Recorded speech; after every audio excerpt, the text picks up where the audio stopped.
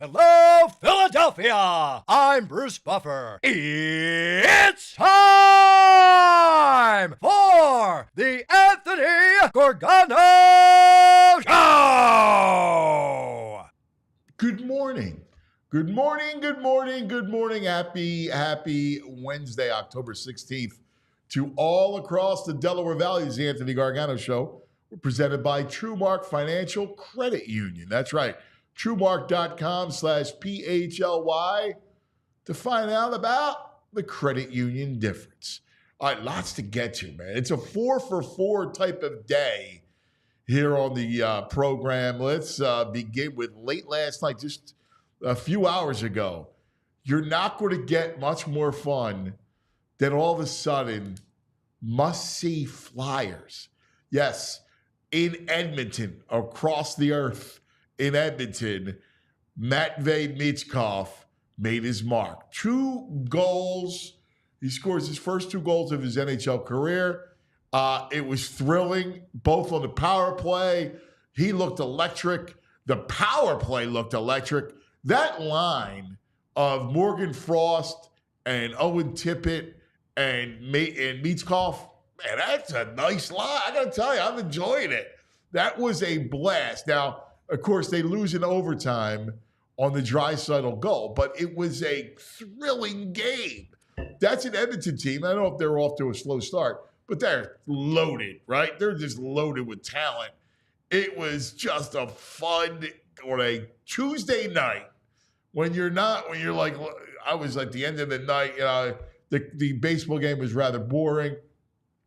And then all of a sudden, you're sitting there and you're going, oh, this is just awesome. Having the Flyers, and having them meaningful and watching them, they're interesting the way they play. The young players, Bobby Brink scores. They're just a fun team. And that's kind of what we wanted, right? We want a team that you could just grow with. The Jet played well. He had a couple moments in the game. This was a fun night in Edmonton. Just able to watch them. And look, they did a really good job. I mean, against, which was fascinating, against Connor McDavid, they held him to 2 shots on goal. And he had 2 assists, including the game winner. But he was pretty quiet, man. He is, he's pretty quiet. It was just a blast. I'm getting a text from one of our guests. So I want to make sure we get it. In fact, we're going to get a lowdown on the Giants for Sunday and the Saquon game. So we'll talk about that. But it was just so much fun, man. We'll get to Phillies and Dave Dombrowski as he spoke yesterday. Listen, you have to bring back Topper. I didn't understand the idea that they would be changing the manager. It wasn't the manager's fault. And I hear people talking about, Kevin Long and the hitting coach, and they're like, well, somebody's got to pay. I think it's a players thing, man. I think it's those guys are assembled a certain way. It's in their DNA. The only way to fix it is to change something dramatically. A couple of the players on the team, moving Schwarber. I liked what Dombrowski said, that maybe we have to consider moving Schwarber out of the leadoff hole. That maybe they have to do something like that to change up the looks that you're going to get. Good news on Paul George, bone bruise, so he'll be reevaluated in a week. So he should be, even if he misses the opener, he'll be ready to go shortly thereafter. And of course, Eagles, Giants. We got lots to cover. But this story, good morning, fellas. VG Violations Greg, JP John Zapata, our man Andrew Frazier back after his camping trip. The story is the Flyers. Yes, sir. Dobroyev, Utah. I think that's good morning in Russian. I'm ready to go, man. That was so much fun last night. The dude's alive. We got his second goal. He looked like a sniper. We haven't had someone with that kind of skill and goal placement in forever. The kids look good. And Michkov, he's quick to jump in with the boys in the scrum to defend his boys. He's got no hesitation. He's an 18-year-old with these grown men. Yeah, dude. He's right in there hopping on people's backs, throwing people in headlocks. Man, that was good. I'm tired, but it was a good game last night. I know. I feel, probably our Flyers team's a little tired over there. We got Charlie over on the West Coast as well. But, no, I mean, you love to see Michkov in his confidence. I mean, the 2 goals in the first period off the power play. Now, look, you look at the numbers, 2 for 7 on the power play. Not the best, but, you want that power play to start building up. And we always talk about, with this power play in 2024-2025 season, there's more top-end talent now, just a little bit, with Matvei Michkov and his skill set. And these numbers are going to improve upon. But like I said, like I told guys before we went on air, I mean, listen, it's a loss, but these are the type of losses because, listen, no, it's an overtime loss too. You got a point. Like a win to me. Yeah, you got a point. Good lesson learned here. It's a shed Bouchard's goal came late too. Yeah, I thought they were about to steal it. But yeah, I mean, that was a fun. You and I were texting about it. It was an incredible night. It had energy. They had. I love that line. I got to tell you. Tippett's a player. They got energy. Right? They got speed. They got skill. Skill. Tippett's got a shot, too. He does. He's got a wicked shot. Hit the post on the one or the crossbar. Dude, that loss felt so much better than the Eagles win. When you compare the two, when you compare the two, that's genius. Felt like a great loss. I was they're on the road against one of the best teams in hockey. That's genius. These young kids. Oh, my God. I had a blast with that game, man. Yeah, I got to tell you. Edmonton's my spite team. Yeah, they I'm are close to those boys. Yeah. I wanted to see them go down. Well, you should. Yeah. I mean, listen, watch it and play. But it's amazing the brand of hockey that we're watching. This is not Flyer. Like a West Conference game last night. Dude, JP, you have no idea. Now you're a Flyers guy, and you do a lot with our Flyers show here at all PHLY. Dude, they were always hard workers, muckers, grinders. Slow. Yeah, they just didn't pop. And listen, in the 80s and 90s, it could work, right? But this is a different time. Mm-hmm. And you need skill. And watching that kid, man, my God, he's so special. Man, we haven't had anything like him. He's so unique. And he's just got such a touch. Ooh, man. Michkov. Flyers in 7. I mean, calling him Matty Ice. It's a nice name. I wish it wasn't taken already. Oh, my God. Matty Ice. M-A-D-D-Y. That's actually awesome. Matty Ice. I wonder if we got to get a little bit. Oh, man. The Michkov. It's exciting. So exciting to have good hockey back. Matty Ice. I love Jet Luchenko back in the lineup last night, too. And I thought he was just going to be here for the 9 games to send him back, but I don't know. That kid looks good. He looks fast. Yeah, no, keep him up here. I mean, listen, we're going to have to eventually see more youth, right? This is technically the second year of the Torts. I know this is his 3rd year, but we're trying to implement that system. This is technically his 2nd year, and so we're going to still see a lot of young players. And obviously, look, when we drafted Jet Luchenko, a lot of the anticipation was that this was going to be the center for Michkov's line. And so I love to see just the IQ stuff, right? And, Torts was talking about it before the game. If Jet Luchenko's line were to see Connor McDavid's line, Torts would emphasize that he was not scared of that. And it's because of Jet Luchenko's IQ. And so I just love seeing these young players get an opportunity and just keep getting better. There's IQ, and they're also naive in a way. They're young. They don't know any better. Yeah, and I'm good. They got the confidence. Listen, power play, they went up a point. They were 25% yesterday. They're 26.7% right now. They went from 11th in the league to 10th in the league. I mean, this is a whole new team right now. Just adding a couple skilled players. Yeah, especially Ersan looked good. Yeah, no. Oh, yeah. Ersan looked really good as well, and that's going to be another story that we're going to keep monitoring with the Flyers as well. Was it 879 save percentage yesterday? And he saw a lot of shots, too. And that's what you're going to expect, right? A team like Edmonton, who's top-heavy, they're going to put a bunch of shots. try to alleviate some of the pressure off their blue line as well. That's not as strong. And so you like to see Harrison stay strong between the pipes. Yeah, man. I was impressed from top to bottom. It was a fun night. It was fun. Yeah, it Yeah, was dude, great. I thought the same thing, man. Ersan played well. Yeah. He played really, really well. I again, against that team, I mean, that team buzzes a on you, lot man. of offense on that team. I mean, they just come back. Draisaitl's bad, man. Draisaitl nasty. But again, they kept up with him. Yes. They kept up with him. Yes. It was so impressive. I just thought it was fun. It was a great night, like a Tuesday night. Yeah. I was like, man, I miss hockey, man. This is fun. That's right. You got the chirping and the scrums going on right off the face man. off. I was like glued to it. Yeah. When did Cooch And it was become the the best. fighter? I like the West Coast nights. I know.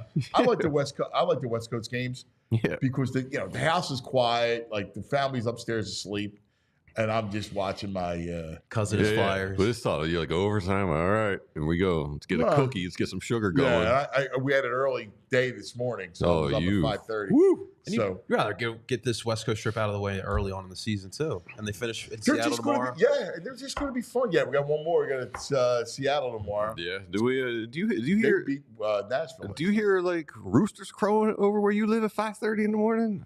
In Farmland? No. No, I mean, actually, my neighbor had that chickens or something. Chicken Maybe coop? he did have a rooster. Yeah. Yeah, I think he did, but no more. That was a pain. I didn't like that. Whatever. Cause not that guy. No. All right, Phillies, boys. We saw Dombrowski and Topper yesterday. Again, I never thought you're not going to go into a season with Topper as a lame duck manager, right? So you got to get extended. That's how you do things. He's the winningest manager percentage wise. I mean, he's got them. Every year they go up in wins, it feels like. And I liked it. It felt like almost like a referendum on the players to get your act together. You know, management, ownership, and coaches are in lockstep. It's on you guys to do something about this. You know what's nuts is yesterday was Joe Girardi's birthday. They mentioned it on the baseball game last night. My Oh, God. wow. And it was like, oh, well, it was happy birthday to Joe Girardi. I'm thinking, oh. And I was thinking about that because of the Topper situation. And to me, it matters. The fact that he is a guy with the right temperament. You could talk about his bullpen usage. I'm not bringing Wheeler in either. I don't understand. You got to bring Wheeler in. No, I mean, listen, that's not what lost them the game. Right. It's not. You can tell me all you want. Estevez gave up the grand slam. All right. They lost that series because of hitting. Yep. All right. Because they did not have the right approach. Yep. And it's in their DNA. You have to change them. What did you think? Because I took this away. I think Dombrowski knows that the game is different in October. It's one thing when you're rolling over the Cubs and the Nationals, right? And the Pirates, and you're putting up, 12 runs. But in the postseason, it changes. It does. You need a plan. And I thought it was interesting because he did talk about change, and he talked about moving Schwarber out of the leadoff spot. Like, you're not going to move Schwarber, but you might move Schwarber. Trade him. But you might move him out of the leadoff spot to balance out the lineup. That's all I've been asking. Yes. Well, he also and to protect Harper a little bit. There's a bunch of stuff he was saying. Someone asked if the leadoff hitter's in the building. I mean, he wasn't locked. He said, possibly could be. It should be Turner. Yeah. But he's got to change his approach and button it up. Yeah, for sure. Because he's the guy with speed, and he's the guy that should bat leadoff. He's done it before in his career. I know he's not, not in love with it, but you know what? You got to do it. Gotta get on base, bro. And people are clamoring for Kevin Long's head. I mean, Nah. do you actually think he's in the dugout telling them to swing away? They know and be their crazy? plan. He's telling them what to This do. is who they are, Yeah, right? It's all their head. This is who they are. Sometimes you could scream at somebody till you're blue in the face, and they're not going to do it. No, you heard Bohm right after the game. He's like, I'm going to be aggressive. That's what got me to the bigs. He's not going to change. I mean, Kevin Long can say anything he wants to him. Bohm knows what got him here. And listen, you try to impart some wisdom. Yes. Right? They're also a veteran-laden team. Yes. Mm-hmm. I understand frustration because Stott didn't develop and Marsh didn't develop. You thought that they would be much further along. But I think it's the makeup of this squad that's the issue, less than manager and coaching staff. I think you got to switch things up a little bit. You got to get another outfielder, one or two. I think we basically learned that Rojas is in the doghouse, and he's really got to turn it on in spring training if he's going to be a starting outfielder in this team. I don't know where what pieces you can move. Like, you're not moving Cassie. Harper. I feel like a Cassie move could be coming. Well, it feels like that because he's the one he had a good year. That's movable. Yeah. You're not moving. Turner, you're stuck with that contract. Yep. Right? Bryce is Bryce. JT got 1 year left, so you're keeping him. Schwarber, I don't know what the market is for Schwarber. You also need his power. You do. So, and he's a big part of the clubhouse. Exactly. Yeah, he's too much in the clubhouse, I feel like. Maybe. You might have to think about it. Like, you got to get drastic. Think about everything. You may not pull the trigger, but you got to think about everything. There might be a move that is not going to be popular being made, and it does feel like Dombrowski is open to anything and everything. I'm not mad at it. I would love for that Trey Turner thing to happen where you can move him to leadoff spot, but my dude's got to get on base more for that to happen. Yeah. Now, I think I'm in the Jerickson Profar camp. I would love for leadoff hitter. I am. Just here in general. I don't know about that. We'll discuss it. It's time, though. Let's talk a little football. This is a big game on many, many reasons, for many, many reasons for the Eagles. Oof. It's almost a referendum game, and it's the Saquon also game. for our sanity. Yeah, well, it's a referendum on Saquon as well. Yeah. So I wanted to reach out to an old friend of mine who covers the Giants. Nobody knows the Giants like he does. He is Paul Schwartz from the New York Post. Whoa, what are you saying, buddy? Hey. Good to see you, man. We can't hear him.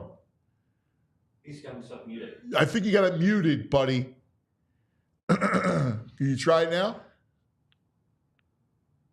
A little Captain America in the background. I love the Captain America, too. Yeah. That's Office. Yeah. You worked with him? Yeah, Paul and we go way back. We was there at the beginning when I was there in the 90s. So, Snap. yeah. And he's been covering the Giants since then. Wow. Yeah. So Paul knows that team inside and out. These writers have great office setups. Oh my God. Like Todd Zalecki's office setup is awesome with the baseball cards. The baseball cards? We're going to try again? All right. Let's see if we got him. Paul, we got you, buddy? Oh. No. It says that he has himself muted. It says you're muted, brother.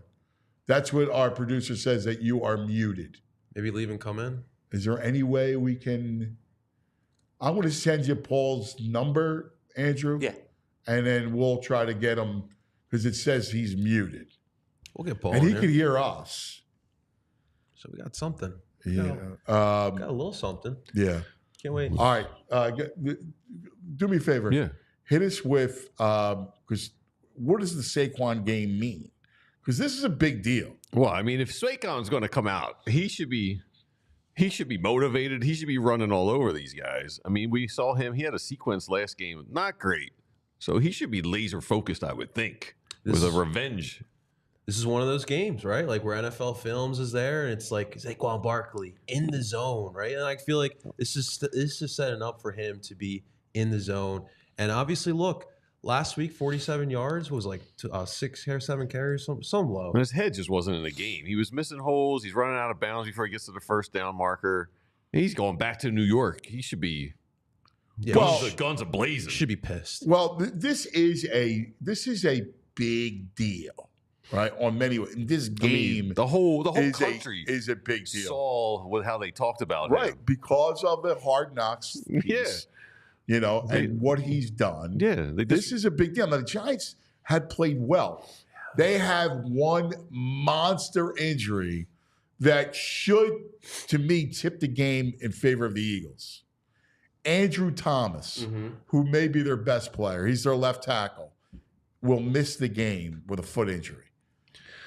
So BG's going to feast. Was that help side? BG, happy 200, BG. I know. It's like... That is a monster deal. Andrew Thomas is huge All right, it's a huge loss for them. They may get Tell me neighbors about back. him. I don't know much about him. Is he young? Yeah. No, well, he's prime. He's prime. Couple of years Stud in the left league. tackle. Georgia, right? Stud Georgia left. product. Stud left tackle. Big like boy. he's been a big reason why. Like that offensive line's been much better this year, and that's one of the reasons why they've had success. All right, we're gonna try again. All right, let's try Paul again. Paul, do we have you? Oh man. Maybe it's volume. Oh man. It's saying that he's muted. It's It saying says that guests you're has muted, themselves. and he so said there's he can something hear on us. there. Yeah, there's something on his end that he has muted. Oh, it's something on your end. That's what Andrew said. Paul's got a solid flannel. I mean, on. it's a great look. You have a great office. I'm a too, flannel. Paul. Flannels We man. want to hear you. You look great. Yeah. Maybe, call him, Andrew. Because I really want to know from the Giants' perspective, what do they think? Like we always say, what's Mara think about Barkley, right? Right. This is a vital game. Going to be a big story with the broadcast team. You know they're going to be bringing this up. So the question is, do these geniuses in the offensive room game plan for this? Do they adjust the game plan knowing this? Are they coming out? This is a Barkley heavy game plan. Well, I mean, I don't think you're going to game plan just for Saquon, like just to say, hey, Saquon, this is going to be your game. But don't you think Big Red would have a play or two to really feature him? Yeah, no, certainly.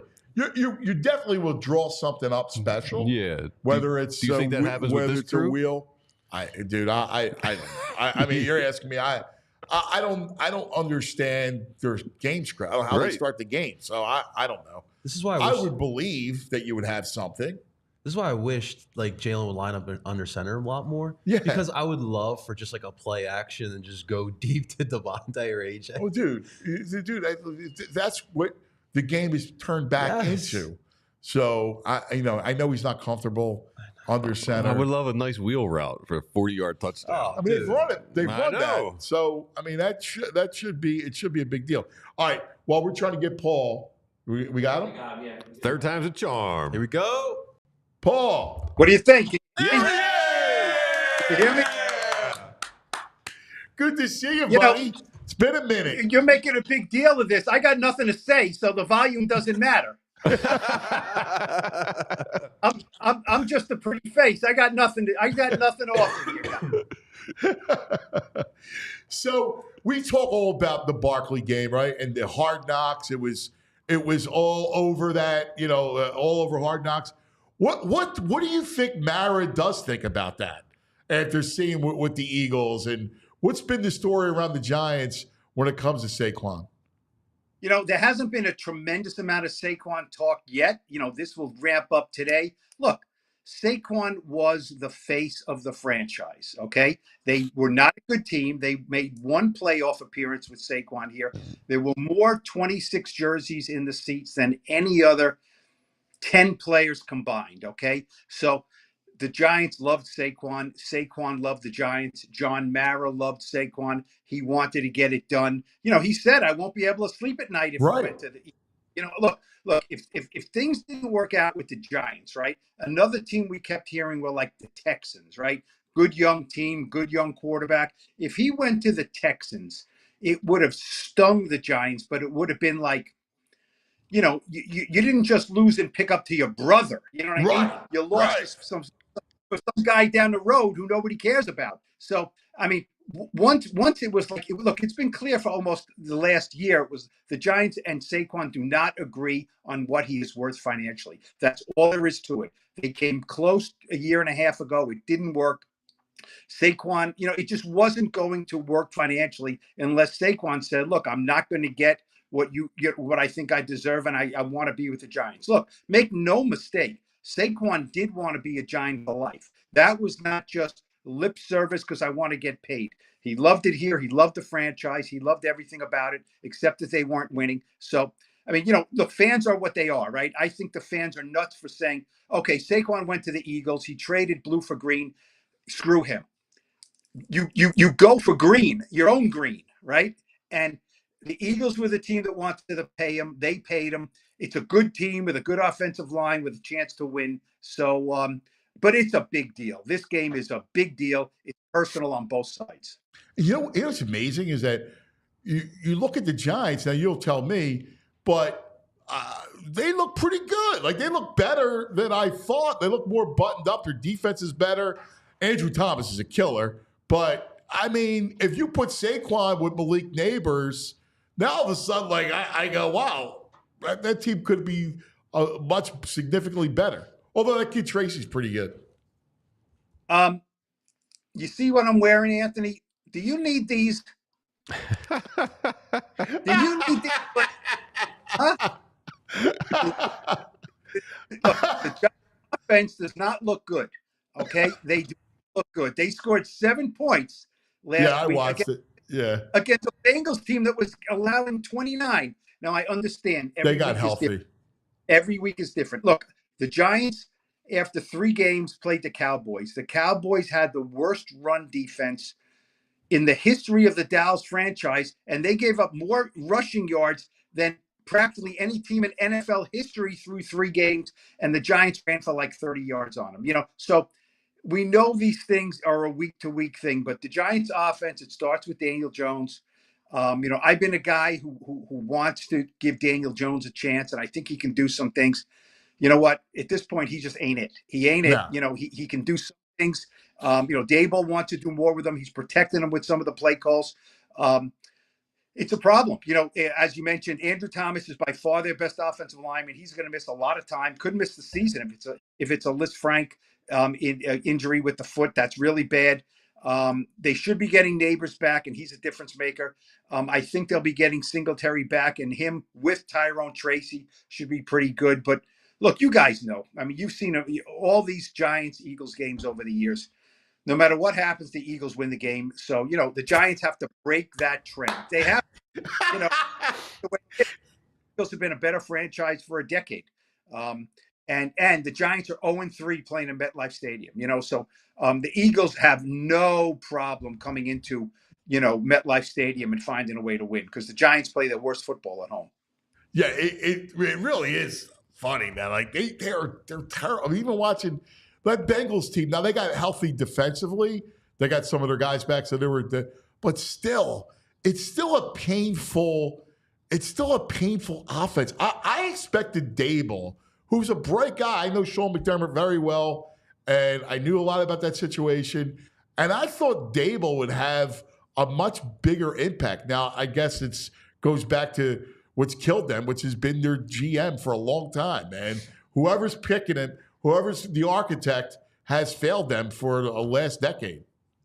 Well, obviously Dave Gettleman is no longer here. Dave Gettleman is the guy that picked Saquon number 2. And at the time, everyone said, right, in 2018, great player. We had a back page at the Combine that year with Saquon with a Superman cape. We call him Super Saquon, because and that was the narrative. He had a killer Combine. And it was like, holy cow, the Giants are going to draft this guy number 2. And they did. Great player, great prospect. Number 2 for a running back is just not done in the league anymore. You know what I mean? And if Saquon out this year, you're just not picking him number 2. You're just not doing it. So, look, Joe Shane is here. He's hit on some picks. You know what? A few years ago, they had the number 5 and number 7 pick, right? And the Jets had, I think, 4 and 9 or something like that. The Jets picked Sauce Gardner, who the Giants wanted, and they picked the receiver from Ohio State. Garrett Wilson. Garrett Wilson, okay? Those look like 2 hits. The Giants at number 5 picked Kayvon Thibodeau. Good player. I don't think he's a difference maker at number 5. And at number 7, Evan Neal, okay? Now, Evan Neal, if the Giants didn't take him at 7, someone would have taken him at 8 or 9 or 10. He was a mammoth, road grader from Alabama, could play left tackle or right tackle. So that was not a reach. But the Giants were the team that took him, and he's been a bust. He was not a good player as a rookie. He got hurt. He's back now, and he has not even had 1 snap on offense this year. They just recruited him. And you know what? This week, with Andrew Thomas down, I'm not sure if Evan Neal is going to be the guy to. I don't know if he's even going to play. They could put Josh Azudu, who's a third-round pick a couple of years ago, who hasn't been good. They can put him at left tackle. They could move Jermaine Illuminor from right tackle to left tackle and put Azudu there, or they could put Evan Neal there. So I'm not even sure now, in their most dire situation with their left tackle hurt, if Evan Neal gets the call. So, if those two picks, Thibodeau and Neal, are great picks, the Giants are in different shape. Might have two. They don't have two great players. They have a good player and Thibodeau and a bust in Neal. So, that's what happens. Dayball can do all he wants, but if Evan Neal can't play, then they have to go out and do three measures on the offensive line. So, it's interesting because down here, the talk is about a lack of a front, right? A lack of a pass rush. Their best dominant player on defense on the front seven is Jalen Carter, who plays inside, but their edge guys aren't strong at all. So it's going to be interesting to see what gives if the Eagles can finally get some pressure. They got some pressure against Deshaun Watson, but everybody does that against Deshaun Watson. Yeah. The Giants had sacked him, I think, 8 times. I think Deshaun Watson probably sacked himself 4 times in that. Look, if you told me at this stage of the season the Giants would be leading the league in sacks, which they are with 26, okay, the Giants would be leading the league in sacks without Brian Burns, their big trade pickup, and Thibodeau going crazy, and that the Eagles would be the team that you're talking about having, a lack of a pass rush. I mean, I would have said, you're crazy, because I would have said you're out with Aaron Rodgers doing some darkness or something like that. I used to write those type of stories when I was at the paper. I remember when you were at the paper, our sports editor, Greg Gallo, thought you were on some darkness retreat sometime. Hey, guys, I remember our sports editor Anthony used to do playoff games with the Yankees, and he'd be sitting outside Yankee Stadium, right? I guess old Yankee Stadium by the tower that looked like a bat. And Greg Gallo, our sports editor, would say, what is Gargano doing? He says, he's sitting there to try to get his head together, and he would say very funny things about Anthony that were probably not suitable for this thing.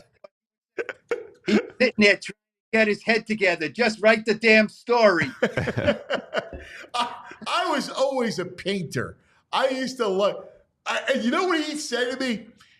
He used to say, Gargano, he thinks he's a poet.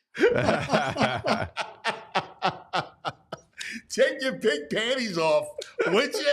You're supposed to be this kid from Philly. Paul and I had a blast. Dude, it's so great to talk to you, man. It really is. So I guess the last thing is, how do you think Saquon will be treated? Will it be cheers? Like, what will it be like, Sunday for Saquon? I don't know if they can. Probably will. Look, they will boo. The fans will boo. Some will cheer. Maybe they'll stand in the beginning, then they'll boo him.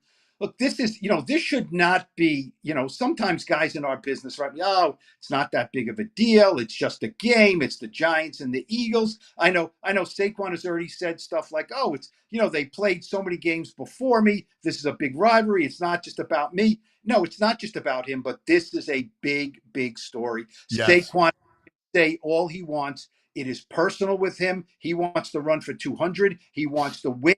He wants to show the Giants, look, you didn't want to pay me. The Eagles paid me. I'm on a better team now. And look, I still got it. Look, don't forget, Joe Shane, the GM, said to me and other people, look, I have data that when a running back hits 27, he starts going this way, and we don't want to start investing in guys at that age, at that position. Saquon's 27. He looks pretty good to me. Now, is that contract a good contract for the Eagles? I don't know. The Eagles were desperate, right? Desperate coach, desperate franchise. They have to win. So getting Saquon for this year was a good move for them. You know what I mean? Next year and the year after, I don't know. But Saquon means more to the Eagles right now than he would have to the Giants. So I can see why the Eagles did it now in the short term. But, look, Joe Shane, and Joe Shane told John Mara, the co-owner, look, Saquon is going to go elsewhere, and he's probably going to look really good, okay, with a better offensive line and things like that. But that doesn't mean we should sign him. So they're braced for this. Look, Saquon was great out of the chute. I know there was some talk in the building when Saquon dropped that pass in his hands, right, against the Falcons, and I don't think, the Giants are not rooting against per se, but they don't want him to be the offensive player of the year. So they don't want Saquon to come into their building and run over him. There's no question about it.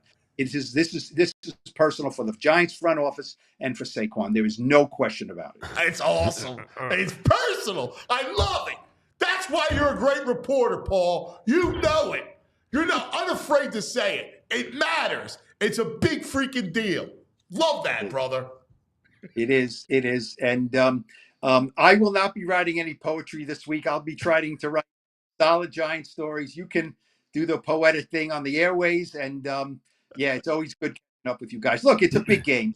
The Giants are 2-4. The Giants are 2-4. They thought they should, the Giants have been horrendous in the NFC East. They need to start winning games in the NFC East to have any kind of chance. And the Eagles, I couldn't believe it. They're getting booed out of their own building, and they just beat the Browns. And Sirianni is doing nut job things to the fans. He looks like Travis Bickle. He shaved his head.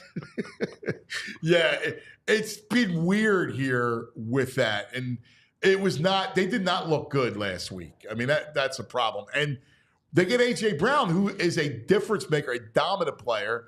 You got Saquon. Devontae Smith is special. They have a good offensive line, though the Eagles are missing their left tackle for this game, and Dallas Goedert, their tight end. So that's a couple big losses. But their offense, it should be so much better. And it really doesn't add up. When I see those pieces, it doesn't add up. Look, I know, Kelsey is a big loss, and it's hard to replace him, even if the guy who was in there is a good player. But it doesn't add up, and that's gonna fall on Sirianni, because he's not winning a power struggle with Jalen. No, Hurts his money. That's all there is to it. But look, the Eagles have a way of getting better against the Giants. Put it this way: if Sirianni goes back to Philly on Sunday night and they haven't beaten the Giants, it's going to be really bad because the Giants aren't that good. You know what I mean? And so they just history says they'll always beat the Giants.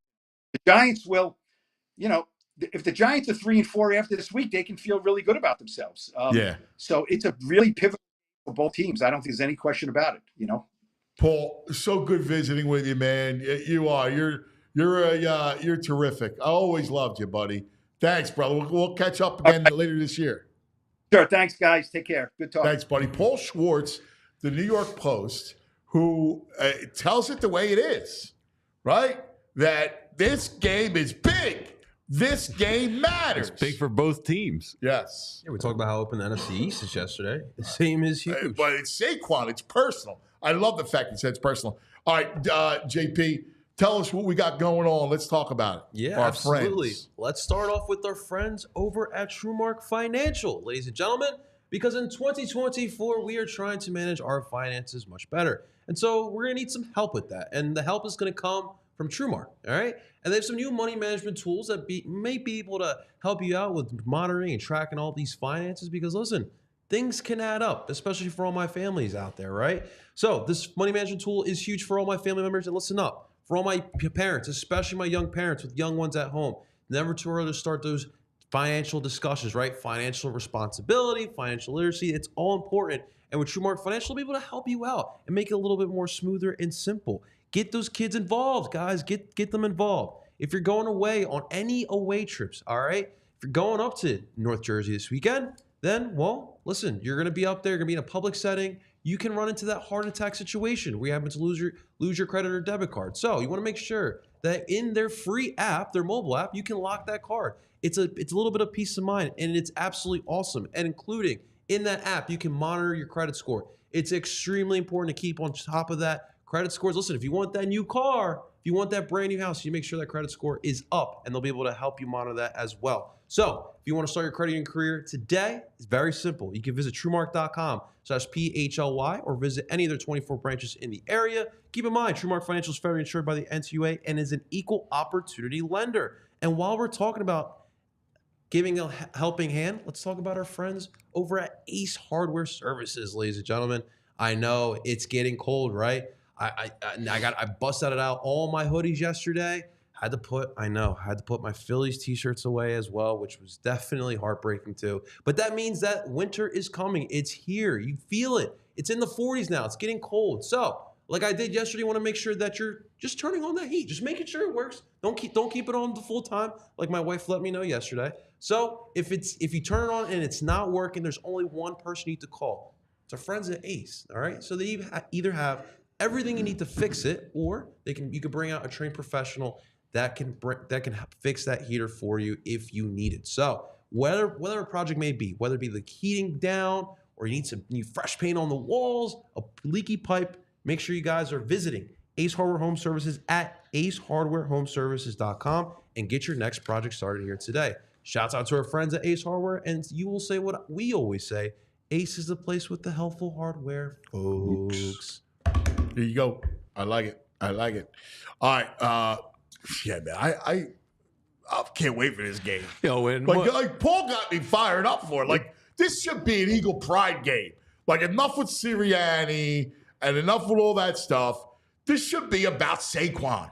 Kind of need it as a city too. I think everybody needs it to feel good about themselves. Should be a ground and pound game. Yeah, like, Saquon wants to go for 200. Yeah, yeah, with another 50 receiving.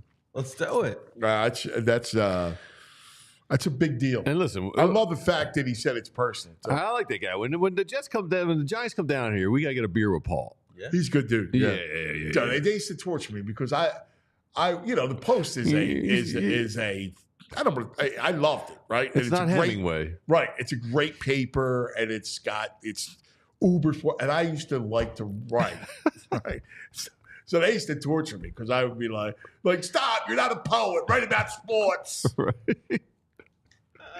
I would give you all. I'd spend. Get to the point. They'd be like, what are you doing? I go, I'm thinking about my lead, like how I want to, so I would go and close my eyes. A little meditation on it. So the words would come to me. Right. Love that process. Anyway. Some inspiration. And then they would say to me, take your pink panties off. Were you the only Philly guy there too? I was, yes. So is that guy still around? Yeah. Yes, he is. He's a great guy. I got to get him on the show. Yes. He's the best. He actually is a great dude, too. We need the stories. He's like Jonah Jameson. Oh, perfect. All right? Like Steve the Spider-Man. That's what he is. Yeah, great. That's awesome. They tell me the Yankees are going to win the World Series. And what this Philadelphia stuff? When I told him I was leaving to go to the Inquirer, he was like, what? You're going back to Philadelphia? You're in New York, kid. You're in New York. And I go, yeah, but I'm Philadelphia. Like, the Inquirer's a good, respected paper. Yeah. It's a gray lady. It's a gray lady? It doesn't mean anything. You want to be a star, you got to be a star in New York. You're not going to be a star in Philadelphia. That's what he told me. Oh, man. He's the best. Yes. That's exactly awesome. Word for word. I should have listened to him. You probably, I would have been on ESPN. Yeah, exactly. All right. Let's welcome to the program. This portion of the show is brought to you by the Bet Parks Online Sportsbook and Casino. The ambassador, of course, the one, the only Brain. Red, the Brain Finder. Good morning, Brain. That How New York are you, story. buddy? Good. I was listening to that New York story. It was making me laugh. I enjoyed that. That was very funny. Where are my props, Brain? Kennesaw State covered last night. Oh, yeah. Hey, man, listen. Listen. Give you credit. You did say that. The best $15 I won all week. Hey, listen. Any win is a good win. We know that. The Yankees hurt my feelings though yesterday. Man, I give them credit. Cleveland stinks. Oh my Cleveland, God! They couldn't get a big. They can't get a big hit. You know what the problem is? Their lineup is too shallow. Like once you get to 7, 8, 9, they're easy to navigate. You know what it is? They're like a slightly better version of Detroit, where they're similar teams. They both have amazing bullpens, very weak lineups. They have Skubal versus was obviously, the best pitcher in the league, and they don't have that kind of pitcher. Their number one guy was Tanner Beebe, who went last night, just didn't have it. He gave up 3 early runs, and that was that. They cut it to 3-2. Thought, maybe they're gonna get there, but it just wasn't meant to be for them. And look, give the Yankees credit. They had the bases loaded a couple times, and they just couldn't get a hit. They did. In the 5th inning, that was their inning to get it done. They weren't able to. Wow. Well, you get one out, bases loaded, and you foul out. Like, that's bad baseball. It's a make or miss thing, right? And they missed, and that's that. And look, but then the Dodgers game today should be an interesting one. Obviously, look, the Mets are playing really, really well. I actually will say this, while I'm rooting for the Dodgers, just because I don't like any New York things, no offense to people watching from New York, I do think a Yankees-Mets series, look, it's funny, either way, you could have Dodgers-Yankees would be great from the history of that. And then Mets-Yankees, I think, would be cool just for the fact that, it would be, I think either one would be interesting. That's just my 2 cents. But I will tell you 2 things for today's game. Parks has 3.5 runs for each individual team, Anthony. Well, I didn't bet either one. I definitely lean over to both teams. Walker Buehler has been just horrible. And I say that probably gently. He's probably been worse than horrible. Mets should be able to score 4 runs off him and whatever bullpen guys they go with. And look, I do think the Dodgers have an elite lineup. And Severino, while he's had a really nice year, I think the Dodgers should score 4 runs against anyone outside of like Zach Wheeler's, Tariq Scooples of the world. So I think both teams score 3.5 runs. Yeah, they profile real well against Severino because of all the lefties, right? Between Ohtani, they should, and Freeman and Muncy, right? I mean, I'm with you. I think there's runs tonight. Yeah, and it's the over-under right now in Parks is, I think, was 8 over -102. I lean that way also. Again, usually in these games, it's really hard to score, but this to me is a matchup-wise where if there's going to be a run scored in one of the games this series, I think this one – actually, the first 2 games have gone over. I think there was 9-0 and 6-3. So I actually think this is going to be the hat trick that we're going to get over.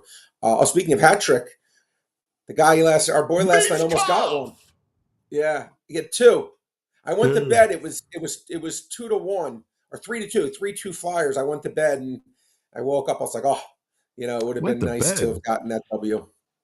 You going to bed on a 3-2 game? Come on, Brad. Yeah, well, it's fun. I listen. Usually, I'm up. I'm being usually I'm up till like 2 a.m. every day. Usually, it just caught up to me just for the time. I just was really tired, and I make no excuses. But I was just tired. I was just tired, man.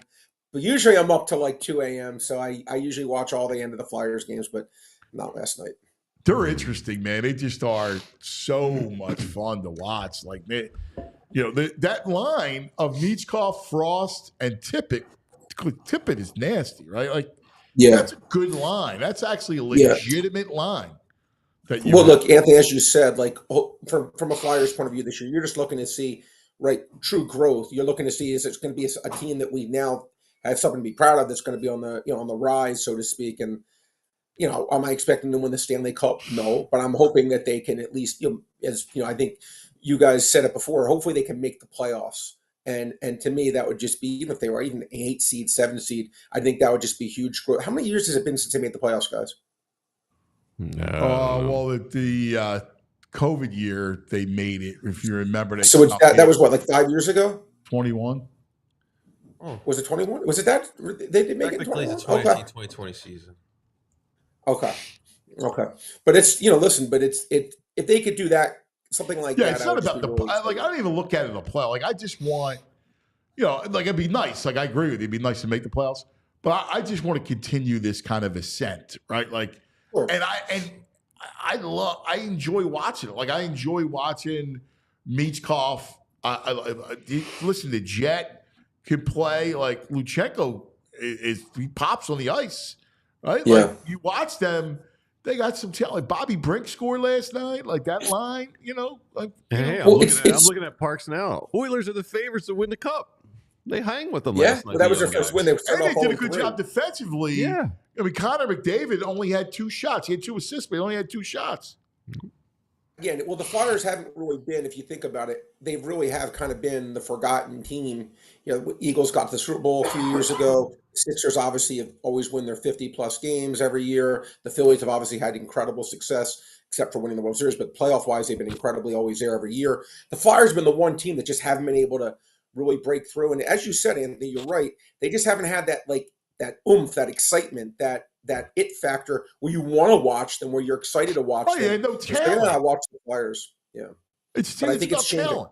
Like I used to watch these West Coast games and go, man, I wish I could watch hockey like that because West Coast hockey is awesome, right? And now the Flyers, that's where the Flyers are playing. That's what they look like. That's what happens. You have talent and skill. A couple of those kids have, obviously, Michkov, have ridiculous skill.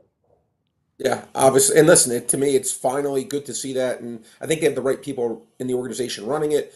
So I think the Flyers are definitely on the way up, which is great to see, because it's been, when I grew up, I used to watch every single Flyers game. And that was the best. And they had, what was the channel?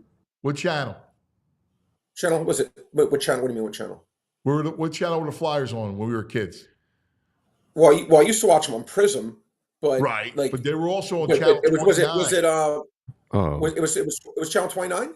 Yeah, I thought like 57 at some point. At one point they were 57. I didn't know it was channel 29. Sixers were on 17. 17. Sixers were on 17. Yes, Sixers were on 17. Yes. Oh my God, Sixers on 17. Yes. Yeah. Oh my God. And the Flyers 29, and they did 57. Grabbed it. Like people were looking like, what? Yeah, like there were such things, but pre-cable. Like it was this.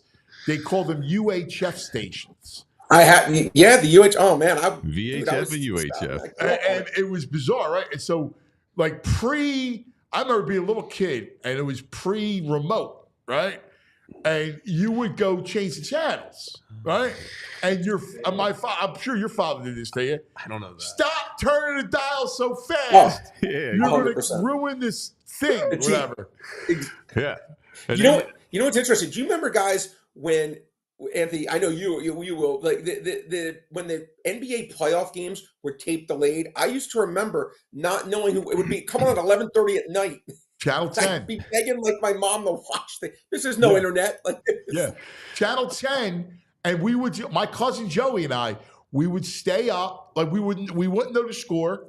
Yeah. We would purposely not know the score. Well, it was hard to find the score. You had to only watch the news. Right. That's exactly right. Yes. Right? Like that was it. Man, that's right, man. Because you would listen on a quarter after the hour, they would give you the score. Exactly. Do you remember there'd be the rich kids on the neighborhood? They get the TV that had the remote with the wire attached to it. Oh yeah, we had that. Yeah.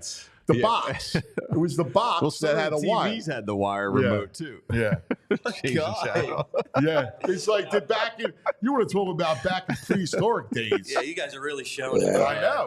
Dude, this is how we grew up. I tell you. That's exactly right. Soft like you guys. You're living life. We all had knees getting up to the TV every time you had to change the channel. Like for our parents, we were the human remote control. Yes. Hey, go up and change. Put channel 3 on. I remember the channel numbers, but I don't remember a dial. Channel 3, 6, 10, 12. I changed channels and I bought cigarettes. Channel 12. Go to the corner and get me cigarettes. Yeah, my grandmother. Listen, she would send me to the bar, Malone's, to go get a quarter beer. My mom wants a burp.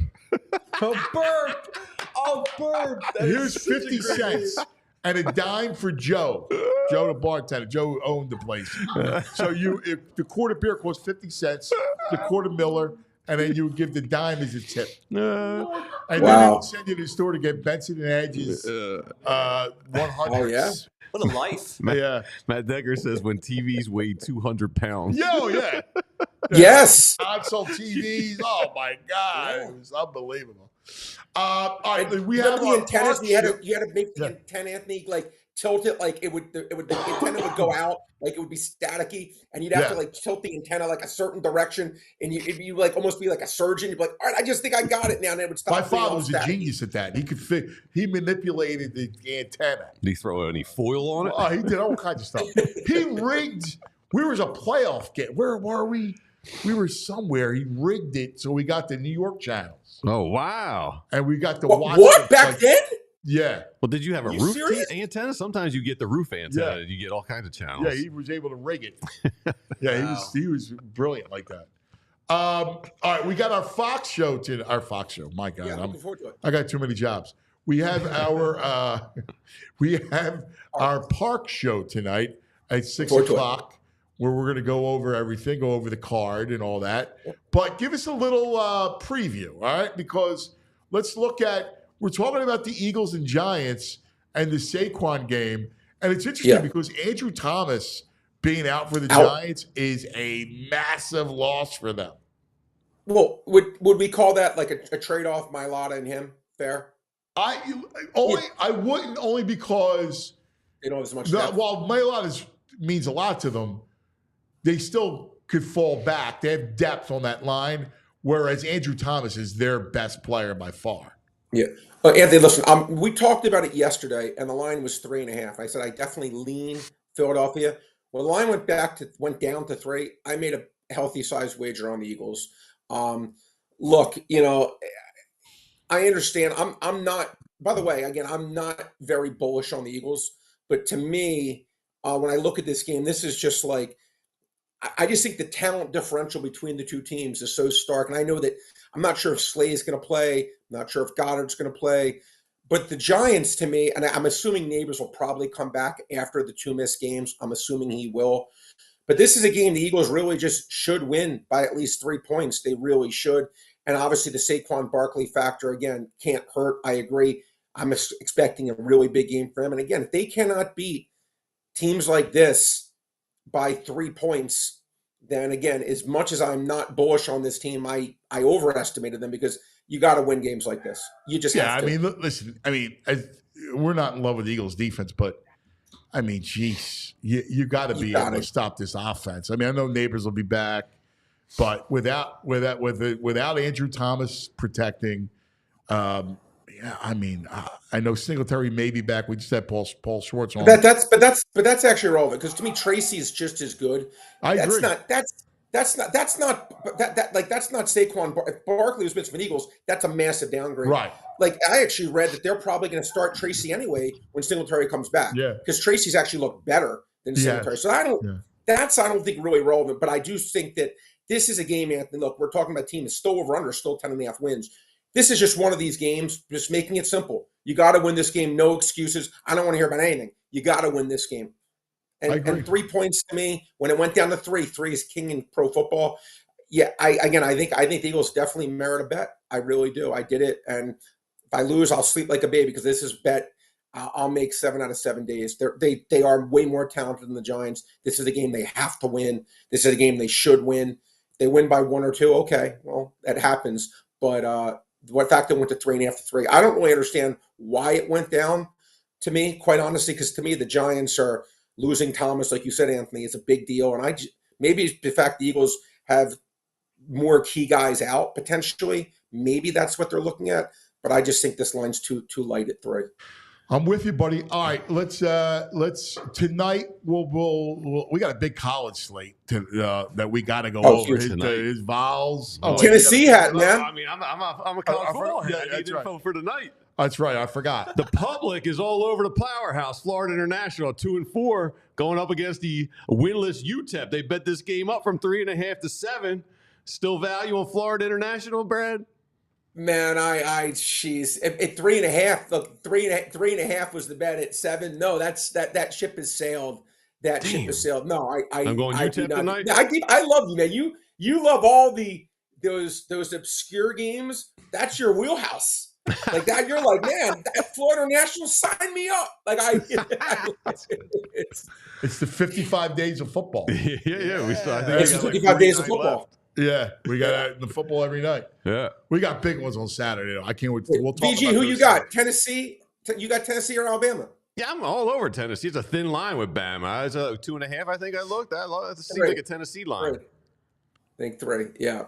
I mean, but it's funny. There's just so much parity this year again in college football. I don't think I've ever seen it quite like this. Usually, Georgia and Alabama have been, or Ohio State even, have been so far above the field that, whenever they play someone that you really don't have a chance of beating them.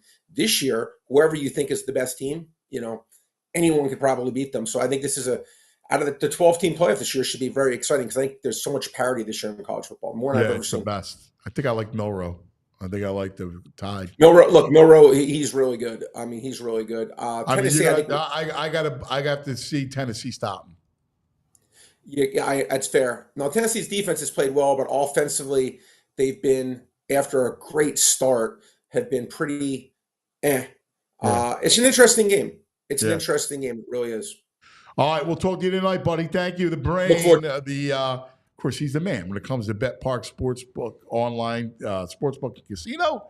He is the ambassador. All right, let's talk about it, in fact, because here you go. We got all kind. He told you 55 days of football is upon us. Lots of ways to bet, all of them on the Bet Parks Sportsbook app. In fact, next week, NBA starts, and $25 on the Sixers to win it all pays $200. Boston's a favorite, 3-1. Knicks 25 brings back 175, and OKC 25 brings back 175. BetPark's the only online casino and sportsbook that we use and recommend. Watch and wager on football, then double down on fourth down by playing live dealer blackjack, roulette, craps while watching the game. Birds, again, 3 we heard you. I like them this week. I think you have to. Over-under 43.5. All the big college games, baseball tonight. You heard the brain likes the over. And back. In fact, new users download the BetParks online casino app and sportsbook now. You get up to $1,000 casino bonus back if you're down in the first 24 hours. BetParks.com has all the details. You got to be 21. You got to be in PA, New Jersey, Ohio, Maryland, Michigan. If you have a gambling problem, please call 1-800-GAMBLER. Also, let's talk about engagement seasons and our good friends at Golden Nugget Jewelers. I tell you about this, engagement season is a real deal, right? Like, you got perfect times to get engaged. Fall romantic, right? Like, you met that person. Mischief night, Halloween night, Halloween, the people, that's a popular night to get engaged, right? Thanksgiving, because everybody's home. We have the family. Oh, we have an announcement. It's a perfect thing. The night before Thanksgiving, you pop the question, and then for dinner, you tell the family. Mm-hmm. Christmas holidays is perfect, right? New Year's Eve. Black Friday, you're out shopping, bust out a little surprise. Man. Like, it's all there. Of course, Black Friday, you want to watch football. You don't want to be out shopping. You get engaged in the morning. Yeah. Then you're free to watch football after. That's romantic, right? Let me get engaged in the morning. Put her in a good mood in the morning so you can watch football. Yeah. Whatever, how you do it. Engagement season, which runs through Valentine's Day, which is the Super Bowl of love. Go see Yaron. That's my buddy over at Golden Nugget Jewelers. I've sent scores of guys over there to get rings and begin their lives with their loved ones. And he's the best. He'll give you a whole dissertation. Find the perfect engagement ring with the setting, the diamond that is perfect for your budget. So go to goldennuggetjewelers.com. That's goldennuggetjewelers.com. It's where Philly gets engaged. All right, our 10 o'clock hour is brought to you by Rite Aid. Go to riteaid.com to find your nearest neighborhood pharmacy. Flu shots, vaccines, scripts, last-minute goods, candy. Like candy. I got, what I got this week from Rite Aid? Little caramels with the cream in the middle. Oh, dude. Oh, really? That's like your grandma. I'm a fan of them. Man. You like those? I'm a caramel fan with a little cream. I like those. Mm-hmm. That was always like a grandmom candy dish. Also they have those like puffy ball mints that like kind of melt in your mouth when you get them. They're like the red and white. Yeah. That's an old school candy dish. They got that good stuff. Since we're talking about our grandmothers, that the candy dish. Total boomer. This is a whole boomer segment. The orange wedge. Yeah, dude. Yes. Yeah. Absolutely. Yes. Rite-Aid's got them all. Yeah, that's classic. All right, we have our next guest. I love him. He is a really terrific writer, great columnist, always has real well thought out opinions, backs them up beautifully. I'm a fan of the written word, as you know, and I'm a fan of this man from the Inquirer, columnist Mike Sealski. Hello, Mike. Good to see you, buddy. Thanks for having me, Anthony. I feel like I got to run out to Rite Aid and buy an industrial-sized bag of Kit Kats after that conversation. First of all, great stuff, man. I Thanks. love reading you. I always have. You just do such a great job. You are unabashed. To me, you're unafraid. You have your opinions, and you're always well thought out. So as a fan of the written word, I just want to tell you that. Always felt that way. I appreciate that, man, and I appreciate that somebody out there talking about Philly sports is as passionate about writing as you are. I feel like we're part of a dying breed at some times, and I'm trying to keep the flame alive, you know? I know, and you're doing a great job. All right, it's a great 4-for-4 day because all teams are in play. Let's start with late last night because the Flyers were scintillating. Obviously, Michkov steals the show, 2 early power play goals, but there's something special. Just to be able to watch talent and watch it grow. Mike, you saw it. What'd you think? I think this is great on a lot of levels, Anthony, and you know this as well as anybody. You know what the Flyers' ethos has been for more than half a century. It's we're going to outwork you, character over talent, mucking and grinding, all of that kind of stuff. And there have been exceptions to that over the years. We get it. They had Eric Lindros. They had John LeClair. Bobby Clark, I think, is underrated now for how talented a player he was back in the day. But what they have now in Michkov and some of the young talent on this team makes them interesting, even if they're not going to be very good this season. And I'm not sure how good they're going to be. But man, that kid is the absolute real deal. I think everybody needs to cool the jets on him just a little bit, only because I think it's going to be a couple of years before we see the full flowering of who he's going to be as a scorer, as a forward who just becomes the kind of athlete that people talk about when they go to work with people who don't even follow hockey. Like, hey, did you see this Russian kid on the Flyers? He's freaking amazing. And they have enough other young talent that you watch this team and just go, okay, even though they're burping up a 2-goal lead and losing to a team that got to the Stanley Cup final last year, man, you can see what's ahead and it's promising. Exactly. Again, I don't hold up. I don't know how you are, but I look at it, I think we're kind of the same, like a Sixers type of process, right? Where you finally, you got Embiid or you got Simmons when he was actually interesting and good and promising, filled with promise. And so you got this kind of talent. And that's all my expectation is to actually watch them grow. Like, to me, we've been talking about pushing the reset button on that franchise forever. Like, you got to get good. You got to get talent. You got to accrue young talent. It's why I was pro process, right? Like, because the only way to do it is to lose and draft it. And so you're right. Like, you look at Tippett, you look at Luchenko, you look at Morgan Frost. I mean, there's a lot of guys to just kind of sidle up to and enjoy their growth before you put the playoff championship Stanley Cup thing on them. Yeah, you're 100% right, Anthony. And the thing I think Flyers fans have to remember is how many guys like Michkov a team is going to need before it can compete for a Stanley Cup. Like, look at that kind of mini dynasty the Tampa Bay Lightning had, right? Like, you got Steven Stamkos. You've got Kucherov. You have Victor Hedman, who's one of the 3 best defensemen. Like, you're talking about 4 or 5 guys who are the absolute best of the best in the league. So the Flyers hope they have one guy in Michkov like that. You still got to find a goalie. You still got to find a defenseman who can be that. I think the Flyers think Travis Konechny is like their diet Patrice Bergeron, kills penalties, plays on the power play, can be a captain, that kind of guy. But you've got to have that core first. And if you're a fan, it's got to be exciting to see they have at least, it looks like, one of those superstars in place with this kid. Yeah, and it's like, to me, I always looked at fun. Like, there's periods as in fandom, right, where you look at a team, and to me, obviously, everybody wants to be in the championship hunt, right, where you're hunting for titles like the Eagles have done perennially. But the ride, right, the rise is a lot of fun sometimes. Like, there's no pressure about winning. It's just kind of enjoying, and especially in the situation with the Flyers.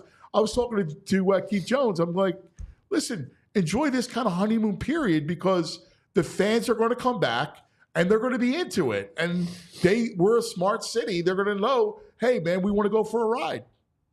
You're 100% right about that. Fans love the ride, I think, to a certain degree more than they love the actual championship, because they love being able to follow that team over the course of night after night, month after month, year after year. Who's a more beloved team in this city's history, more beloved era than like the 05 to 2011 Phillies? And part of the reason, the big reason that team is so beloved is not just that they won a World Series and were winning the NL East year after year. It was that the core of that team, people feel like they grew up with it. They grew up with Ryan Howard and Jimmy Rollins and Chase Utley and Cole Hamels and Chooch and all of those guys. They weren't mercenaries who were signed from the outside. And guys like that can be loved, of course. But the real fun for a fan is when you follow a team grow and become great. All right, let's transition to the Phillies, because it's the perfect transition. I think that a lot of those guys were pressing. Like, they were they heard all about the World Series. You know, Bryce hasn't won it. And, you know, they got to the Tard start. And it was always about, you got to win a World Series. You got to win a World Series. And they looked like they were trying to win a World Series in one division series game, each one. And they had no approach to the plate. They were tight. And I think that befell them more than anything. I agree with you completely. I think this was a team that thought, okay, come the playoffs, we'll flip a switch. We will be ready for the playoffs, and we'll be ready to play the kind of baseball that you need to play in October and into November to win a World Series. And I wonder if what they really need is a couple of more guys who, in the best way possible, treat a game in October the same way they treat a game in the middle of May, where they don't let the pressure of the moment get to them. They're just loose and confident all the time. Ruben Amaro Jr. has made this point, and I think it's kind of right on the money. They need some guys who like are bleep stirrers, who just, the fans may not love that guy in June because he doesn't seem to be trying as hard as they would like him to try. But come October, the moment doesn't get too big for him. And it's a kind of a subtle thing, but I think it's an important thing. They have the talent. There's no doubt about that. But I think you're right about there's some kind of mental, emotional, psychological component here that they need to address, and just somebody to kind of take the pressure off of them a little bit. It's funny because people were talking about, well, Topper, and then, thinking about you got to change part of the coaching staff and that sort of thing. And I'm going, listen, I don't think that was a Topper issue. I'm curious what you think. I think it was more of a DNA. The same thing that bit them against Arizona, tightness and chasing, right? Getting themselves out. But you're not getting fastballs. You got to change up your approach. Like, you got to sit off speed because you're not getting that pitch to drive. You got to start playing baseball in October. It's a different game. It's pitch by pitch. Yeah, I agree completely. The guy who kind of mystifies me in this regard, and I would imagine you feel the same way, is Trey Turner. Yeah. As productive as Turner has been at times throughout the regular seasons, the 2 years he's been here, and look, he had an 800 OPS this season. It wasn't like he had a bad season, during the 130 games or whatever he played. But I didn't think the Phillies were getting like a right-handed pull hitter power bat in the middle of their lineup. I thought they were getting a guy who sprayed the ball all over the yard, who stole bases, who was, kind of the best kind of antagonist at the top of the lineup, who also had a ton of pop. And he hasn't been that guy. And he's kind of the emblem of what you're talking about. Like, are they going to be able to change their approach? And look, they're going to have to make changes. I don't think anything Dave Dombrowski said yesterday precludes him from making some moves. And I think the bottom line is they're going to have to look at the guys who are considered the supporting players in the lineup. Like, Brandon Marsh does not hit right-handed pitching well enough for him to be a platoon left fielder. No. He doesn't hit left-handed pitching at all, but he doesn't mash righties in the way you need a guy like him to mash righties. So what do you do with him? They've got to do something with left field. I mean, that was just a black hole for them. And center field was the same way. Like, Johan Rojas, it's like having a pitcher bat again. Yeah. So they've got some moves to make. And, it was interesting because he brought up, because he knows he has to change something about this team, right? And with the core. And if that means, pushing Schwarber down in the lineup to more of an RBI spot and getting him out of the leadoff hole, I mean, he brought it, that was brought up a couple of times, and that's on the table, which I think is interesting. I do too, and it's funny you say that, Anthony, and this, honest to God, had not occurred to me until you brought that up right now. I don't mind Kyle Schwarber in the leadoff hitter. I think he loves it there. The guy hit 16 leadoff home runs this season, and the Phillies won 14 of those games. All right, so to me, from a pure strategy standpoint, it's hard to argue against Schwarber in the leadoff spot. Right. But I wonder if, in a way, because he's a home run hitter and he's the leadoff hitter, he's a tone setter for the rest of the lineup. And the way he approaches the first at bat of a game has some kind of trickle down effect. Yeah. I don't know. I've never asked anybody in the clubhouse about that, but I would just wonder about it. You want to get old school about it, Lenny Dykstra, for all his flaws as a human being, I don't know that there was ever a better leadoff hitter than he was in 1993. And he was a tone setter for that lineup. He's we're going to work pitchers. I'm going to work a walk if I need to. And that filtered down to everybody else in that lineup. I mean, look at Jimmy, too. I mean, Jimmy would bear it down and had some pop. I mean, truthfully, Turner should be the guy, right? He should be changing his because he does have some pop so we can give you a 1-0 lead, but he's got great speed. He should be, he's got that ridiculous contract. He should be the guy, and then it lengthens your lineup. Putting Schwarber down a little bit helps you lengthen the lineup because, once you got to 6, 7, 8, 9, especially with Real Muto when he's struggling, you got nothing down there. Yeah, I think if you polled Phillies fans and asked them what the single most frustrating and maddening photograph or still shot of the season was, it's Trey Turner's one-handed swing. That big looping, trying to hit the ball, on a moonshot kind of thing. That's not what you want from him. He's going to run into some home runs by accident.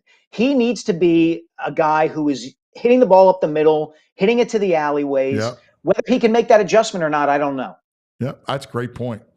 All right. Do you believe in the Sixers?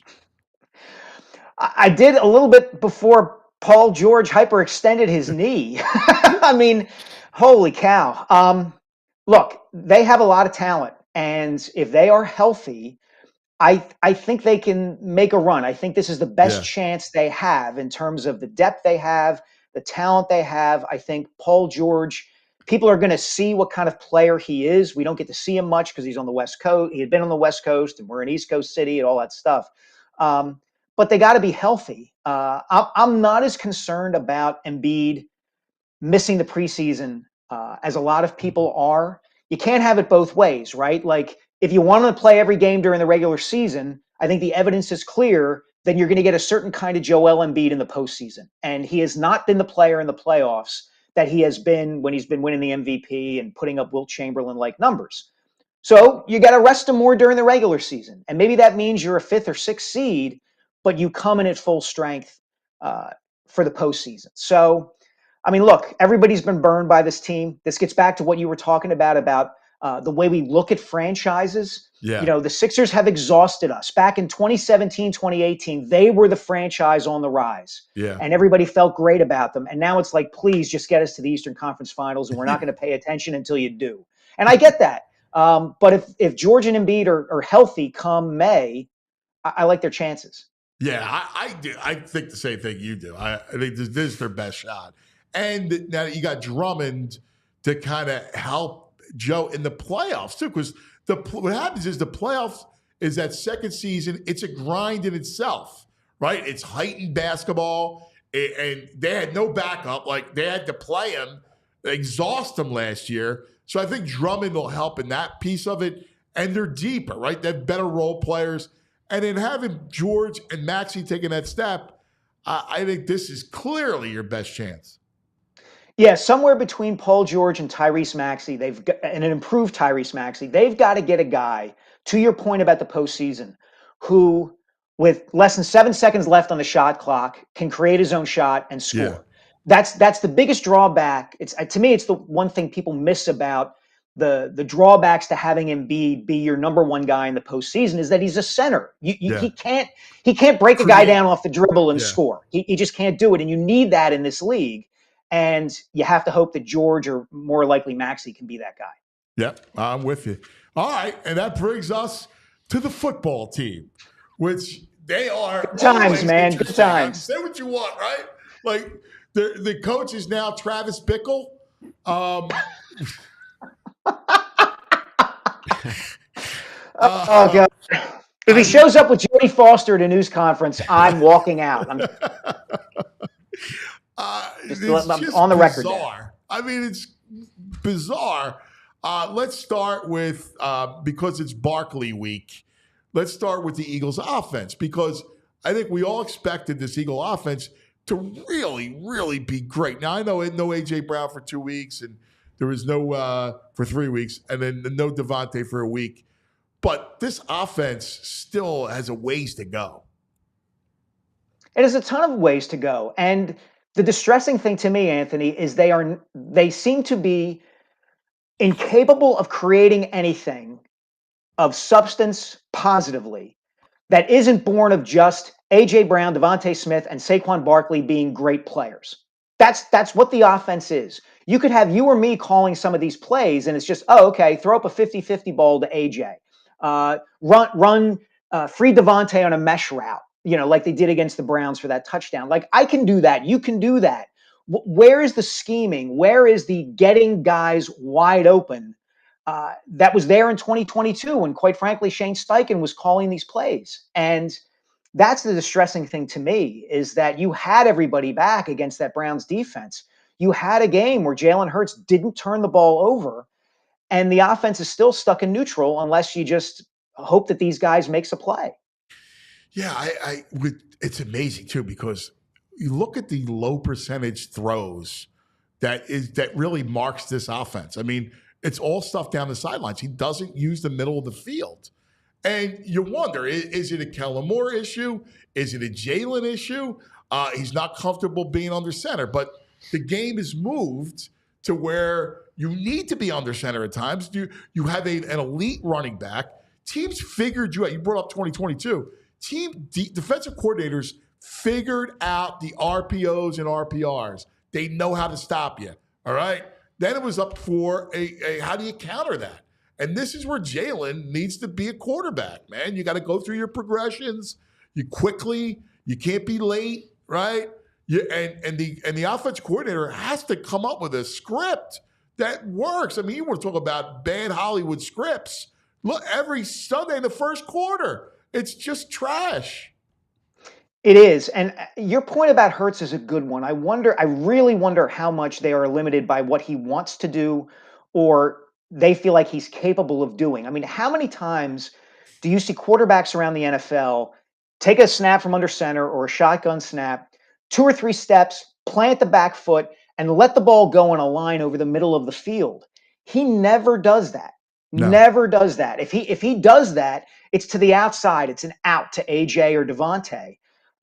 And your point about going under center is interesting, because I actually looked at the numbers.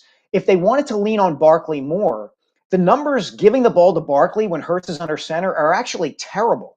Like, Barkley has been much more productive when they're out of the shotgun and they're stuffing the ball in his belly when he's standing next to Jalen. So I don't know. What's the sample size, Mike? Because that's. He's not that type of runner. Like, he's a better downhill runner than he is a standstill from the shotgun, which is surprising. Yeah, he's gotten more carries out of the shotgun, and it's certainly possible. I didn't look at carry by carry, and it's certainly possible that 1 or 2 of his big runs, like the one he had against the Saints, went out of the shotgun formation. And that's who he is, right? He gets no yard, loss of 1 yard, loss of 2 yards, 65-yard touchdown. That's always been Saquon. So the sample size isn't huge, but at least it's instructive a little bit that says, okay, they can run the ball out of the shotgun if they want to do that. They gave the ball to Barkley 12 times in the first half against Cleveland, and the game was tied. And then they only gave it to him like 6 times in the second half. And I know they want to throw the ball. I get that the whole philosophy is throw the ball to take the lead, run to protect it. But Barkley is so dynamic that I don't understand why you would get away from it in a close game. and just they seem to have no identity beyond AJ Brown will save us. Yeah. No, it's spot on. Like, they don't even use, and I know he's hurt now, but Goddard and this down the seams, like that, it's begging to be used. I mean, you're tight end. That's the spot, right?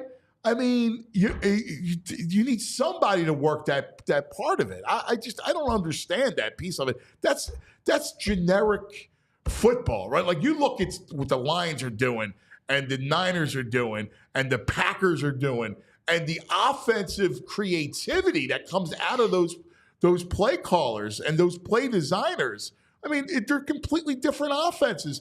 And this feels like it's stuck in the mud from the same 2022 offense that worked then but doesn't work now. Yeah, and the interesting thing about those offenses that you mentioned, Anthony, take Jared Goff in Detroit or Brock Purdy in San Francisco. Those guys play as if they are fully confident in the schemes and the plays that those coordinators are calling. Yeah. Brock Purdy is not a game manager. He throws risky passes. He throws the ball down the field. Yep. Jared Goff is the same way. He's very accurate. He doesn't have a huge arm, but man, he takes chances because he trusts what Ben Johnson is doing. And maybe this comes back to Jalen hasn't had the same play caller for a long period of time. I don't know. But he doesn't run that offense as if he is fully behind and fully trusting in what they are doing. Hey, Mike, I always appreciate your work. You're not afraid to take on like the Howie Roseman. You're one of the few writers who actually critique Howie. And your piece, I think it was either this morning or yesterday, you mentioned he's missed on a bunch of draft picks. The trade with Dotson, after you saw the trades yesterday, looks pretty bad compared to what these wide receivers are going for. I don't know. Do you think that Sirianni's kept around? He feels like a shield almost to me, like a distraction for Howie. Yeah, we've got layers of shields. We've got Nick's kids, we got Nick, and then we got Howie. Right. Yeah, I think that's 100% right. Howie has made some mistakes in this offseason, and I think the controversy and the discussion around Nick makes it very convenient to forget about the fact that Bryce Huff has been invisible. And if you hear Vic Fangio talk yesterday, it doesn't sound like he thinks very much of the guy Howie Roseman paid $51 million over 3 years to. And CJ Gardner-Johnson, everybody loves him, and he's a great quote. And coming into that game against Cleveland, he had missed 8 tackles this season, which was the most on the team. And Johan Dotson hasn't done squat since he's been here. Now, maybe that's a function of the offense, like Anthony and I were just talking about, and he's open and just simply isn't getting the ball. But these are moves that Howie Roseman has made that have not panned out, and it's a little bit of a feeling like we had a little bit with Ruben Amaro with the Phillies back in the early 2000s, where it's like, okay, yeah, you signed Cliff Lee, that's great. Everybody knows Cliff Lee is a great pitcher. Everybody knows Saquon Barkley is a great running back. You went out and got him. That's wonderful. It's the moves on the margins that matter more, and by that count, Howie didn't have a great offseason yet. Now, in fairness, the corners both look like they can play. Yes, they do. Absolutely. Yeah, they do. They do. Which is rare for him. He usually misses on the D-backs, so it's a change of pace for him. No, it's funny, but Quinyon Mitchell looks like the real thing. Oh, my God. Looks terrific. Like DeGene, too. I think DeGene could play. I think both of those kids are legit. I keep going back to Jalen. I need to figure out.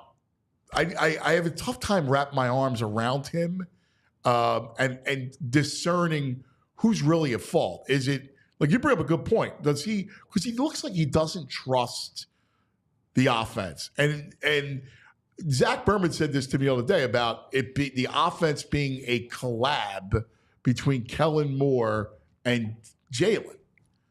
And I don't know what his idea of his offense, or what he likes to do well, is. And that's troublesome because he feels like he's late. His demeanor's odd, right? Like, we all know that when he's got time in windows, he throws a nice ball. But there seems to be something missing. I don't know. Maybe you have a better handle on it. Yeah, I don't know. Anthony, I've always been of the mindset, based on what he's done so far in his career, that we would look at Jalen differently if he played in the 1980s or the 1990s, because he does tend to make big plays late in games after making Yeah. mistakes early on. So back when we thought more of quarterbacks as field generals and do they make big plays in big moments?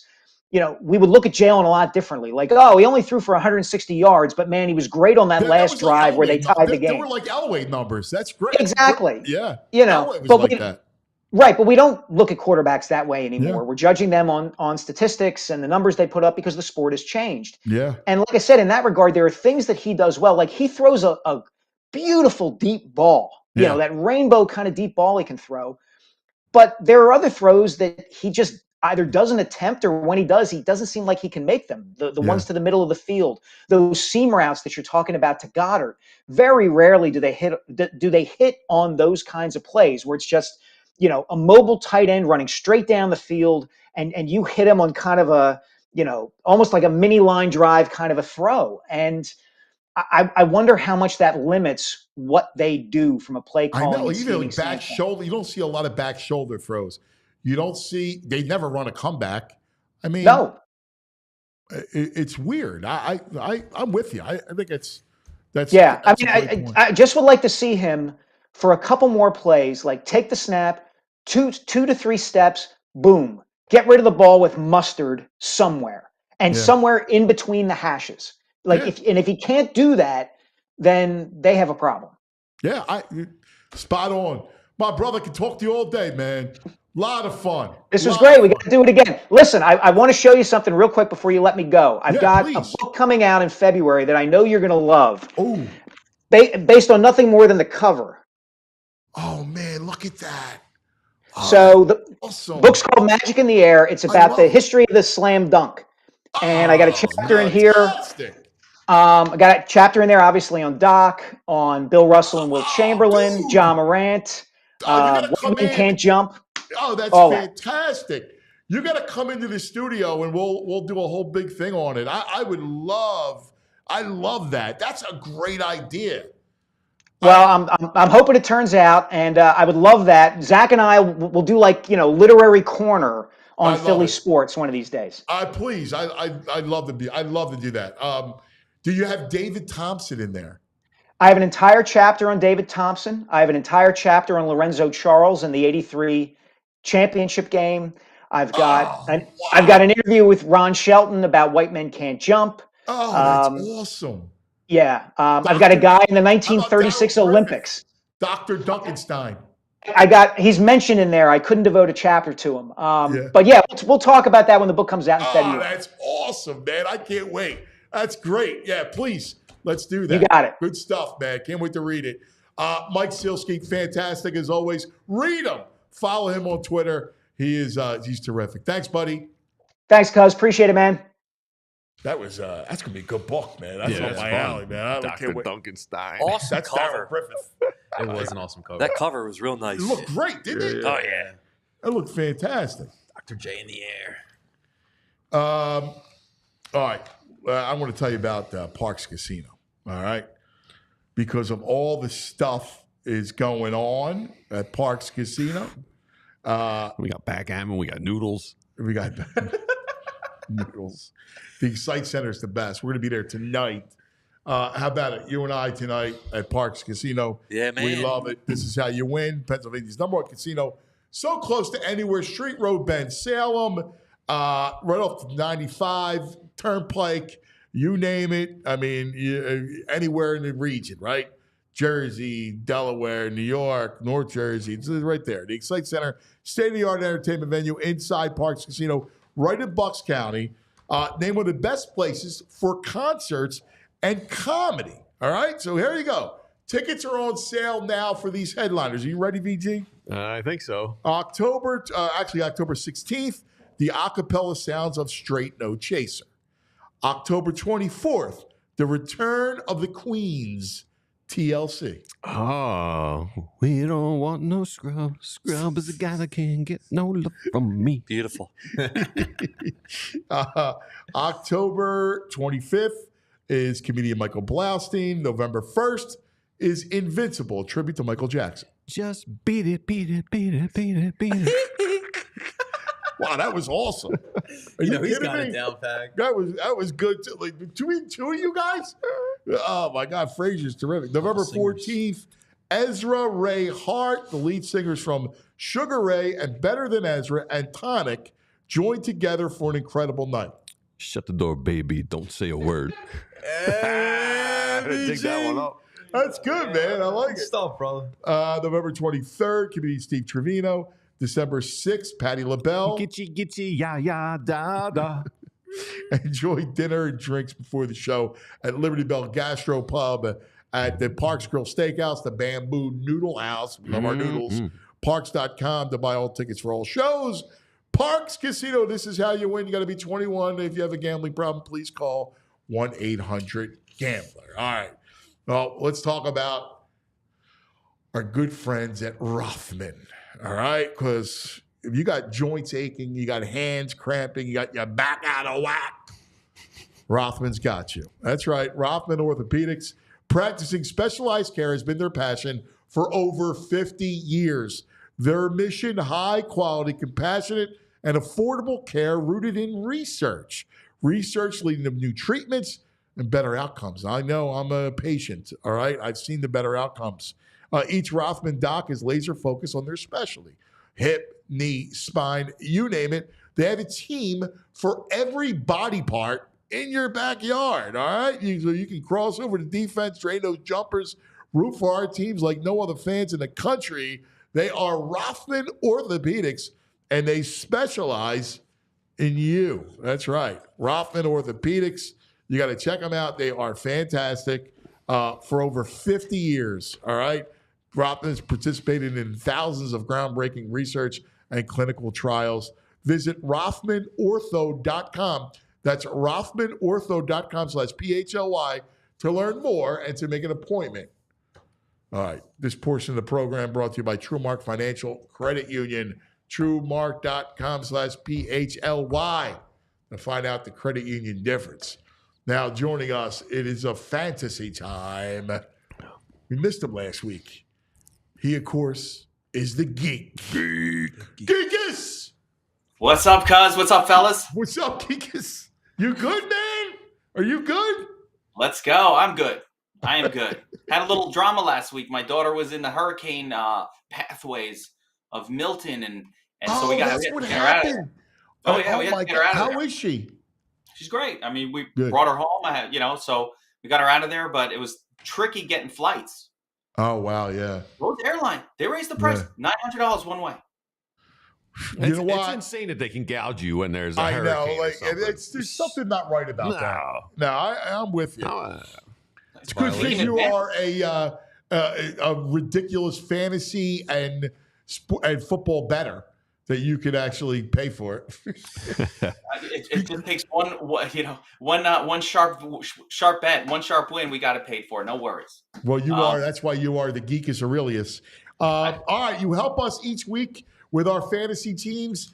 So, what do you got in general for us this week? Obviously, so much mayhem in the NFL this week. Trades happening galore. Devontae Adams, it's crazy. Yeah, what a reaction! By the way, I love Amari Cooper going to the Bills.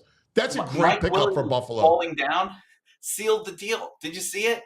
Mike Williams was so excited that the ball was coming to him. It's a floater. It's an Aaron Rodgers feather ball. It's going like this, and then what is he? He fell. He was so excited. Rodgers' face was priceless too. I mean, come on. Yeah. Anybody, I'm outside playing basketball Thanksgiving with the family. I run the go pattern. No cleats on. I'm catching that ball. Yeah. No cleats. Yeah. I know you are. You got sticky hands. A lot of upheaval this week. So once again, a lot of people are panicking. I'm in my fantasy football league. I'm 2-4. I got to panic. What am I going to do? Other people setting up their team for the future. So as always, I've got the names. Okay, the first thing I want you to do, these are the names that you want to be picking up off of waivers and stashing them on. You just put them on your bench. Put it on the bench. I'm talking running backs: Ty Chandler, Ray Davis, Okay, Ty Chandler might start this week. Ray Davis might start if Cook is out. Who knew? Again, Ray Monday Davis night. looked great Monday night He looked like a little bowling ball out there. I mean, he looks like a guy from the who's going to. University of Kentucky. Yeah, Ooh, Wildcat. I would adjust my expectations for James Cook going forward. He will no longer. I saw a guy who's going to be splitting time for forever now. He was too good. So you got to get a couple of these guys on your bench. Another guy is Bucky Irving. If you could pick him up, great spot. There are some wide receivers that emerged that people did not pick up in your league either. Demario Douglas on the Patriots. Looks like he's going to be the WR1 for Drake May. Drake May has life in him. You see Drake May last week. Yeah, he does. Yeah, I agree. Got the legs, cuz. I tell you about these guys. His comparable, I told you, his comparable was Josh Allen. I told you this 2 weeks ago. That's what the player, that's what he profiles similarly to. Now, I'm not saying he's going to turn into Josh Allen, but what it means is he's I get you. Yeah. Style that he could play. Yeah, so the same vein. pick him up. Pick them up, put them on your bench. So I want to get these running backs that are an injury away on my bench.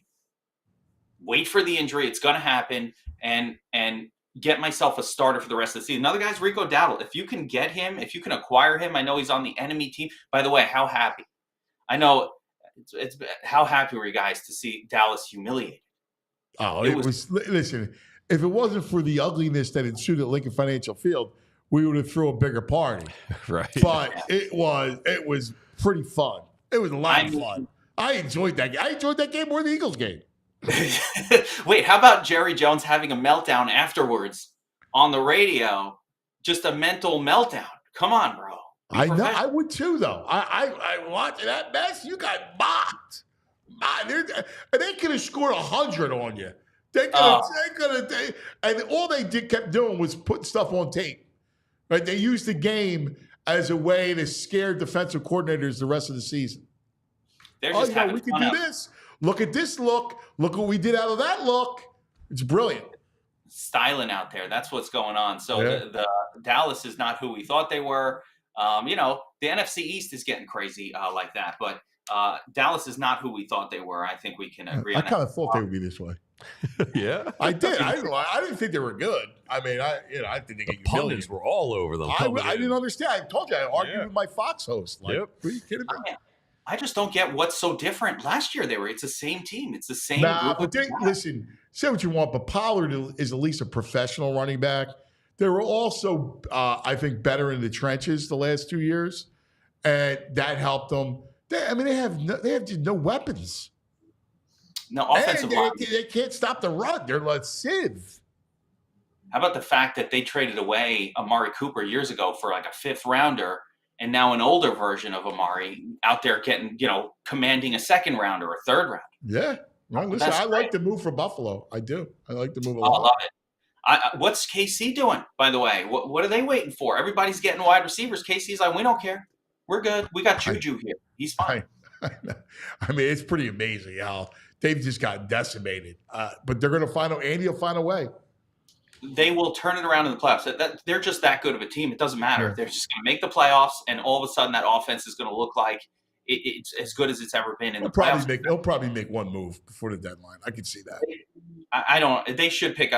There are wide receivers available that they should definitely be going after. There's no doubt. But we'll see. A lot of dream matchups this week, cuz. All right, so give us your look at who you like this week, and as always, quarterback, running back, wide receiver. And if you need more from the Geek, all right, the Geek is unbelievable. You see his Twitter handle right there at @FootballGeek. And he's got the Sharp app, which will help you with all your props and all your betting. He's got DFS Army, so he's a fantasy guru. That has a lot of stuff for every sport he does. So why don't you let us know about each of the positions and how the matchups look this week? I mean, again, dream matchups going on across the NFL. It's almost, I was shocked when I kind of looked it over. One of my favorite, obviously, Houston at the Packers. Who doesn't want to see these two young quarterbacks going mano a mano right now? Who's better, Stroud or Love? I don't know. They're both great. right? That's the future of the NFL right in front of our eyes. I love everything to do with that game. Either quarterback, spectacular. The sneaky, of course, you've got the Vikings, the Lions, the Vikings.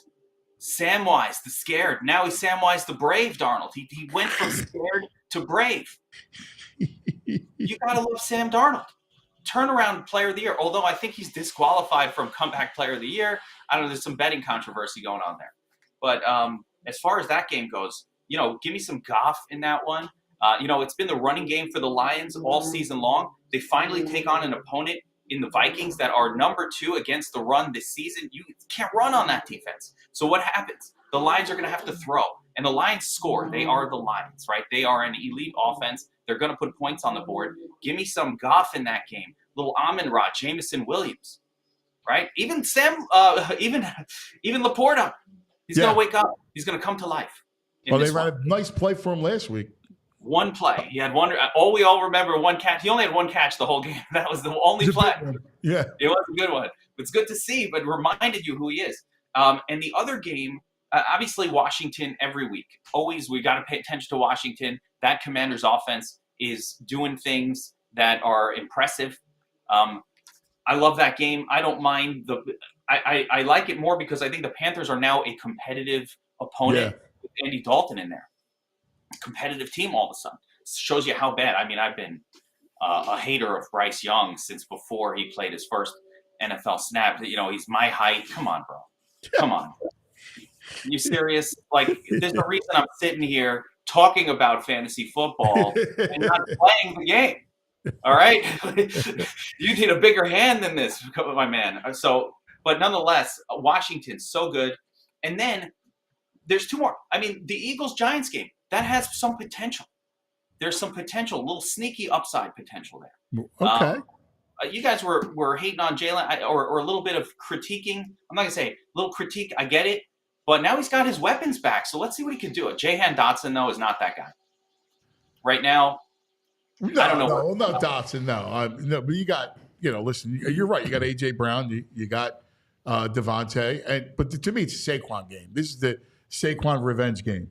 The revenge narrative. I mean, going back to New York, you gotta force some Saquon in your lineup. And then my sneaky game that I kind of like the most out of all of these for attacking tournaments and whatever is the Seahawks-Falcons game. Because all these other shiny toys are distracting, right? You got all these exciting games. But no one was. The Seahawks and the Falcons, they're just under the radar over there. But both of those offenses, man, they throw a ton. The Seahawks, Geno Smith has thrown the most passes he's ever thrown. He's averaging some of the highest passing rate in the NFL right now. Lots of good running, but just lots of good players across these teams. I love Metcalf here and Drake London. And the one thing I'm still skeptical about on the Falcon side is Bijan and that split with Algier. I think people are still incorrect about Bijan. He is not getting workhorse touches at all. He's an unsafe play. He'll have a lot of upside, but if you could trade Bijan away in your fantasy league and get somebody good, here's who I'm going for. That's good advice. Yeah, he still has the name value. I would trade, if I'm in a fantasy league, I would trade Bijan maybe after this week, but maybe even this week you can get an elite wide receiver for him. Amon-Ra. Maybe Tyreek Hill, if we believe that Tua is coming back next week. Tyreek Hill will win you your league with Tua. Like, he will be the reason you win this year if Tua comes back. I don't know for a fact or if or when. I don't know if anybody has information. But if that happens. So I'm looking to take that name of Bijan, and especially after the big week last week, and parlay it into something that is just as good but more secure. I like it. What do you got there? We got some questions from people. Speaking of Chiefs receivers, you go Xavier Worthy or Juju? I would play Juju over Xavier Worthy, as crazy as that sounds. Juju seems to be replacing Rashee Rice in that role, or as best he can. I'll call it a much less good version of it. So, yeah, that's the guy that gets the volume. All right, tight end. Taysom Hill or Kraft? It's Kraft. I don't know that Taysom's going to start this week at all. And Kraft is the starting tight end for his team. All right. Do you like Diggs versus Green Bay? Yeah, Yeah, I like Tank Dell, maybe even a smidge more, but as long as Nico Collins is out, Diggs and Dell are going to feast. All right, and this is, someone needs 2 of these 3: Devontae Smith, T. Higgins, Chuba Hubbard. I'd go Smith and Chuba there. I will leave T. Higgins on the bench in that one. All right, that's what we got. I like it. All right, Geekus Aurelius. How do people? How do they get your app? You know, the Sharp app is available on your app store, so just type in Sharp app. Of course, Sharp.app is the website, and cuz we have big news, we're actually launching our Sharp 2.0 beta, which is includes the most one of the most intense odds screens you're ever going to see. 60 plus sports books, real-time odds to the second, flashing on screen. It looks like a NASDAQ, looks like a trading tool on your computer. 60 sports books across all markets. We've been working our hands and our fingers off, bleeding fingers. I got my guys day and night, no sleep. And we're going live on Friday with one of the most advanced odds screens you've ever seen. Professional tools for serious sports bettors at Sharp app. You got to check it out. We got two last minute ones. Goff or Hurts? Oh, I'm going Hurts, but wow, the fact that that's even a question is interesting. I would go Goff. Jacoby Myers or Tyler Lockett? Myers if he starts. If Myers is playing, we're playing. All right. Yeah. All right. Thanks, brother. Great stuff as always. Geekus Aurelius. I would go Goff, not as a slight to Jalen, but the offense. The offense is like, right? How could you go on fire? They put up 50 points. Well, and the Eagles' offense is not like, and it should be a Saquon game. Exactly. Right. Should be Saquon heavy. Totally. So if you got Saquon, like, you know, the numbers are going to be pretty pedestrian for Jalen. I mean, you would think. Listen, I mean, this has not been an explosive offense. No. You know. Even in Green Bay, I mean, didn't look explosive. Right. Looked like, better. at least we're talking fantasy perspective. Yeah. So, all right, we got some nugs, my man. Yeah, we could do some nugs. We got our good friend of Philadelphia, Whit Merrifield. Dude. Whiz Whit. Yeah, he's hanging out on the Foul Territory podcast. Asking him about Philadelphia and the second half collapse. He had some nice things to say. Happened to the Phillies that got them bounced out of the playoffs. Have you seen the record after they released me? I haven't. I'm just Do you know saying, what it those is? are numbers are numbers. That statement. Numbers are numbers. Clubhouse glue. I love that. Clubhouse glue. I love that. I'm on board. I don't know, man. I don't know. It's just that's the point. Everything that went right early. Yeah. It's like, dude, what? Since they released me. Clubhouse glue. That's the you see the number. He did not. Listen, I actually liked the Merrifield signing. I like Whit, so but he did nothing here. No, exactly. But he was better in Atlanta. He got back to. He looked a little better in Atlanta. He is. Hey, Penn State or USC has this thing where people can pay money to run out with the team. It costs anywhere with $1,000 to $1,400. You can run out onto the field, and there's no rules of what you can do. So a Penn State guy paid and ran out with them in full gear. That's genius. No. Let's go, boys. Let's go, boys. Let's go.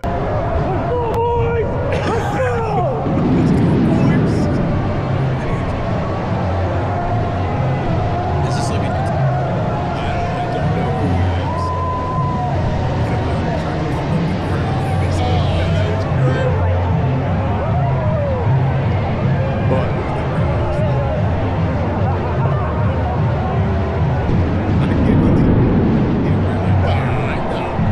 That's great.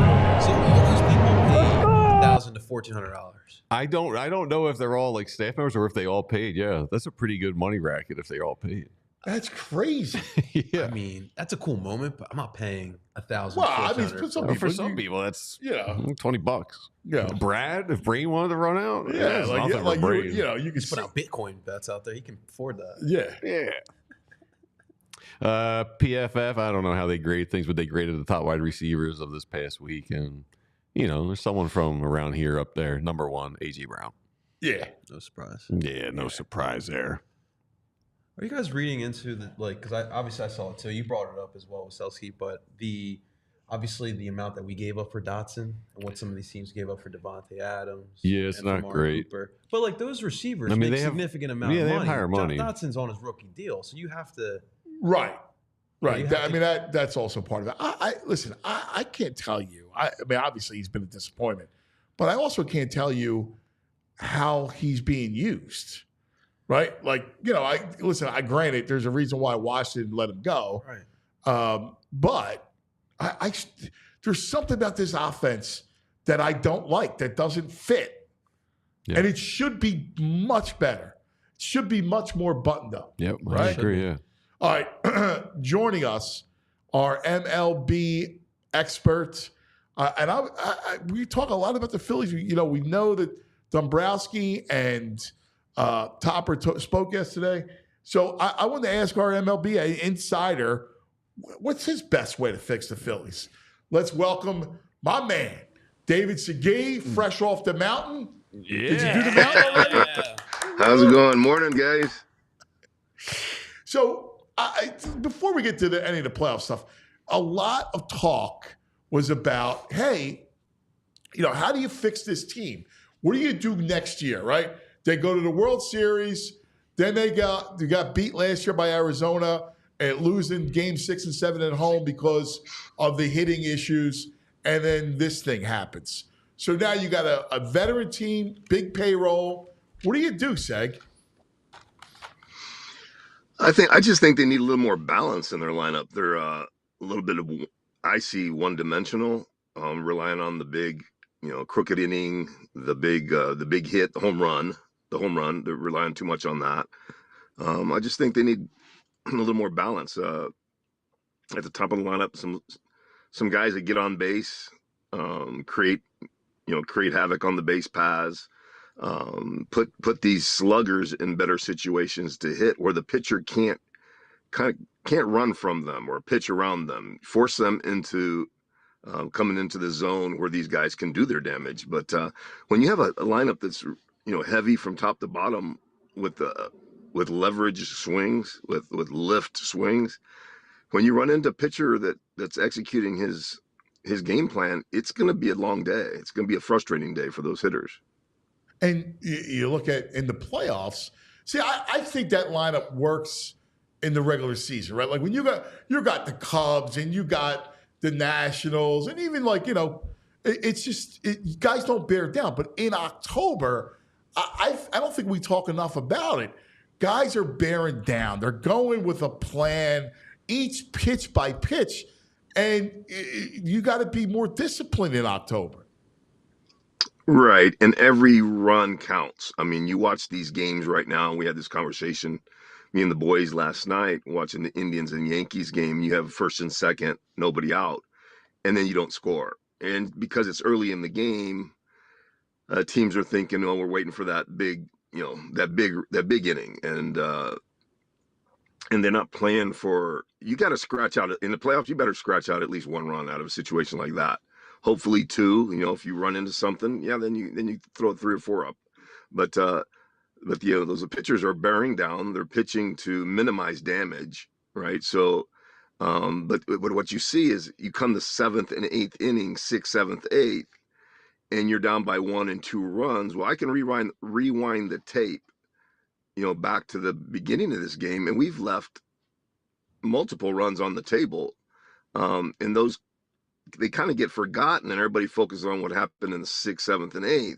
And they forgot that earlier in the game, we had an opportunity to chip away at this lead and force this pitcher to pitch instead of a 3-run lead. We're making him pitch with only a 1-run lead. Puts pressure on him, puts pressure on the pitcher not to make a mistake over the middle of plate. It puts pressure on the defense. There's a multitude of factors that come into play when you're playing with a 3-4-run lead versus a 1 and 2-run lead. And that goes a long way. It's very important, but it just really seems to get overlooked because everybody's playing for the big crooked number. And I know the analytic guys say that, the statistics, play out that it's the big crooked number that wins the game. But I don't know. I've played the game long enough, and I just know that hanging around for a team, letting the team hang around, even if it's a team that's not even as talented, nearly as talented. If you let them hang around long enough, all it takes is one little, a bad hop, an error, a wild pitch or something, just a little spark, and before you know it, you're down by 2 and you're chasing. But that was game 1 of the Mets series when the Phillies wasted the Wheeler outing, because Wheeler was incredible, and they let that team hang around. So by the time the bullpen comes in the 8th inning, they're scratching out runs. Yeah, and it that forces you at the end to have to, offensively, to have to, go for the big inning. It's I sound like, I'm really showing my age now, because I'm like, back when I played, and you start saying, I swore I'd never say that. When I was playing, I heard guys say that. But hey, real quick, 1 second. I just need to thank our diehards. We love you guys, and thank you for all the stuff that we do here at PHLY and being a part of it. The great David Segui with us, and Seg, I know you never wanted to do that, but do it. Yeah, but I got to do it. Like, I'm watching the game last night, and I wanted to throw my remote. We're looking at base running, like defense, the small little details. We have guys fly ball to the outfield, shallow, medium to shallow, and we have outfielders catching balls flat-footed when guys are tagging up, not moving, not getting behind it, not moving through it to stop the runner from advancing the extra bases. You watch Quan in left field; he does everything fundamentally sound. He did a really good job late in the game. He got behind the ball and left, moved through it, and kept the runner from, advancing bases.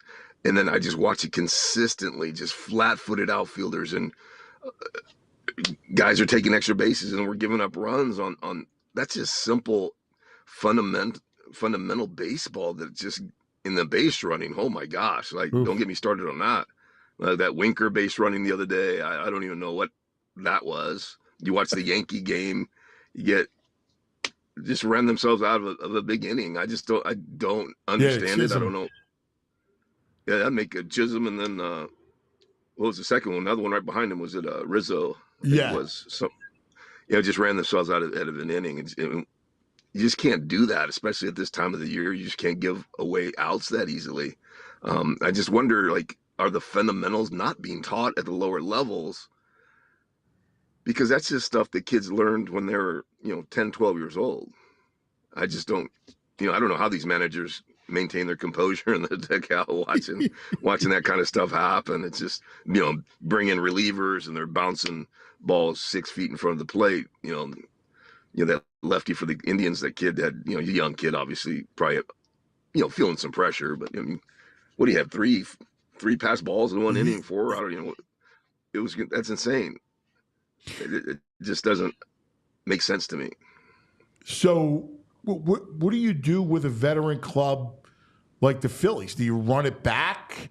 Do you change things up? Like, Dombrowski talked about moving Schwarber out of the leadoff hole as a possibility, because, these are some big contracts. There's not a lot of maneuverability. Like, you have maybe the outfield, maybe, that's where you can make some change.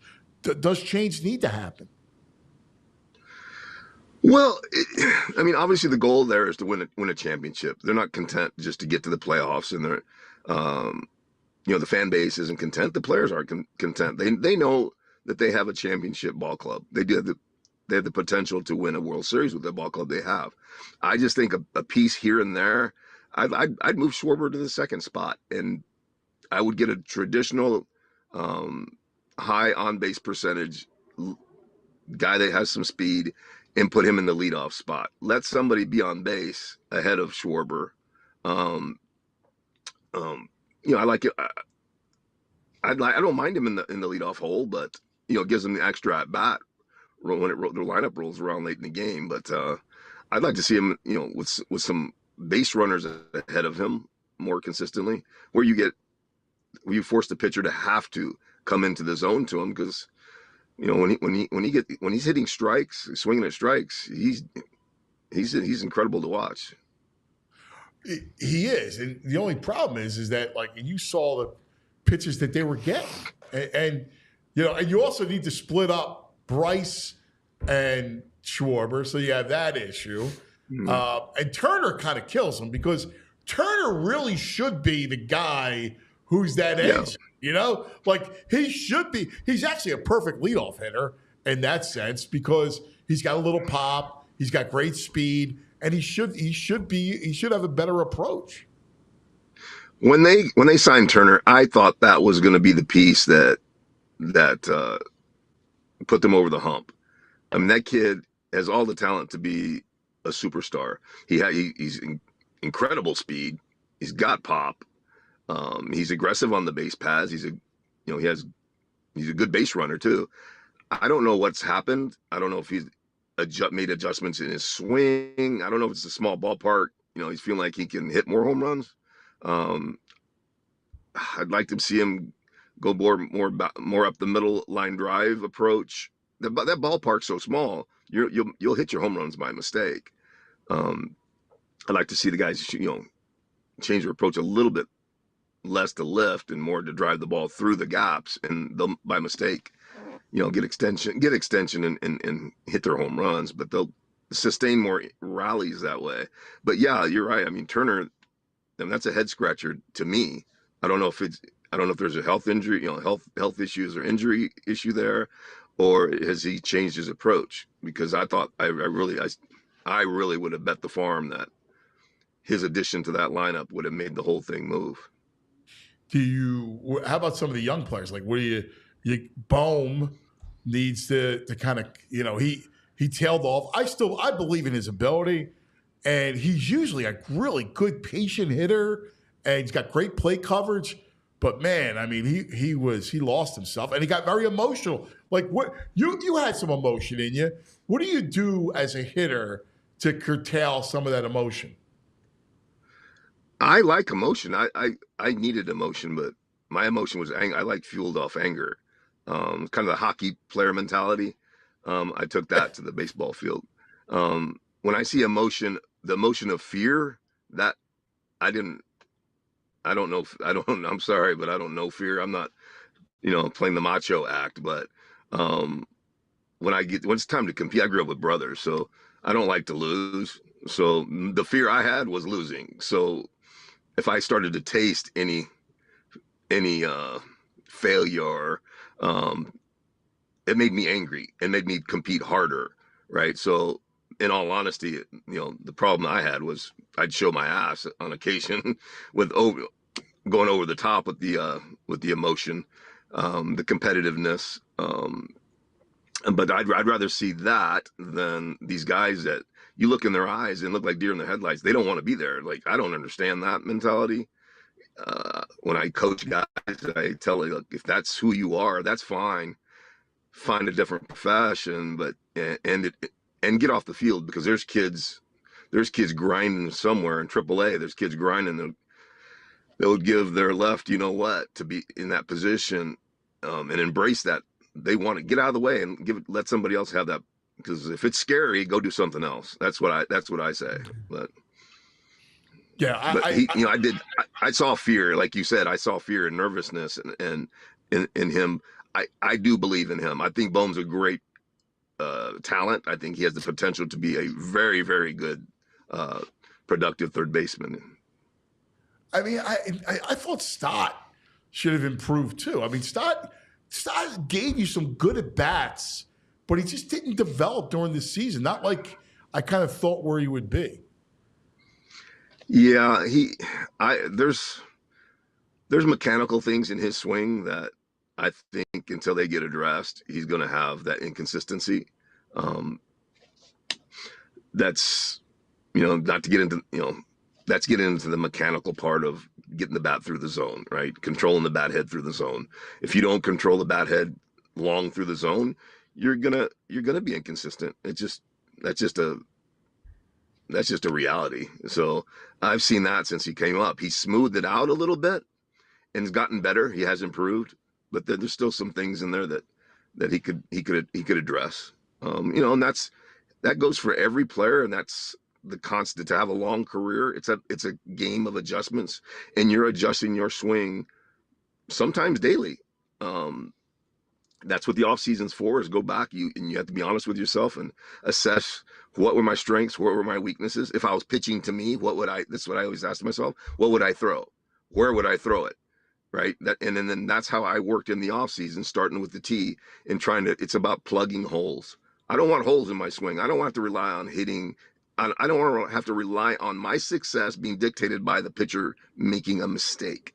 Right. I want to be able to hit from a baseball off each side of the plate. That's, when I hear people say, oh, I tipped my cap and it was a strike. No. So sorry.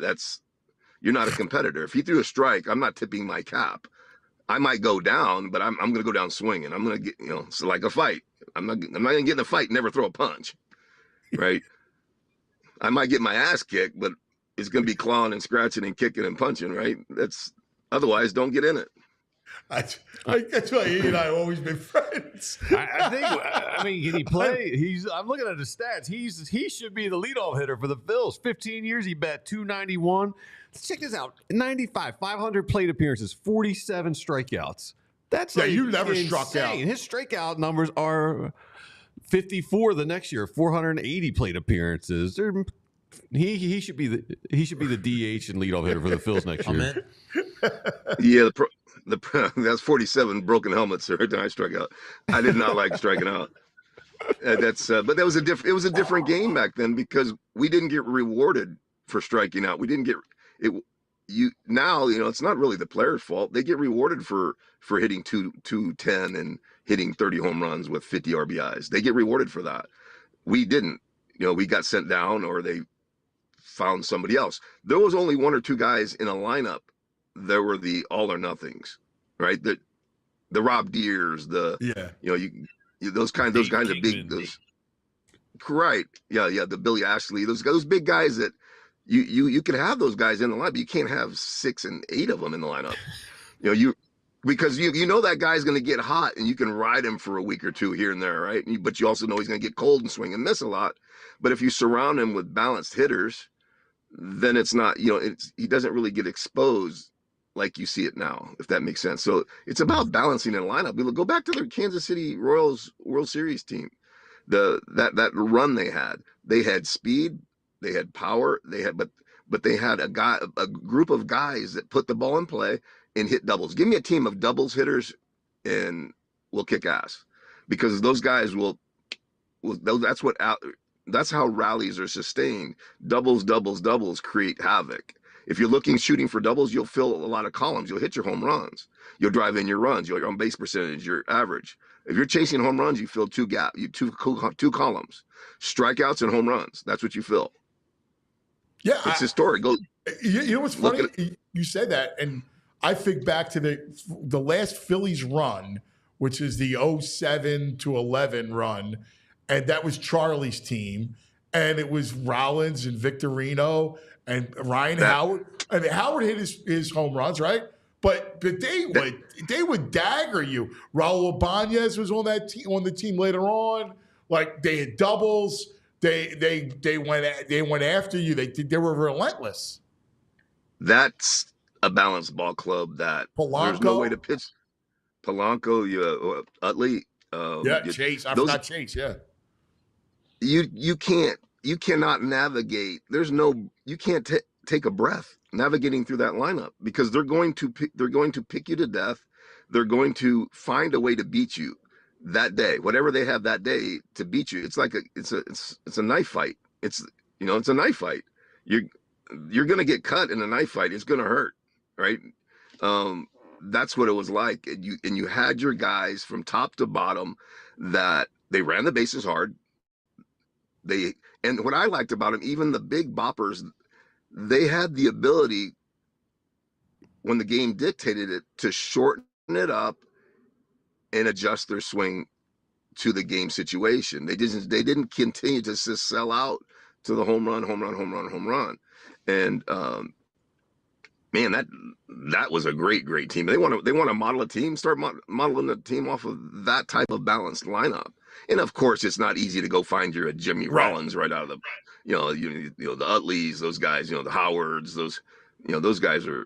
But you got to start. Like, you have you got Bryce, you got Schwarber, you got Turner, right? Like you got. It's not like they don't have talent, right? They have a huge payroll.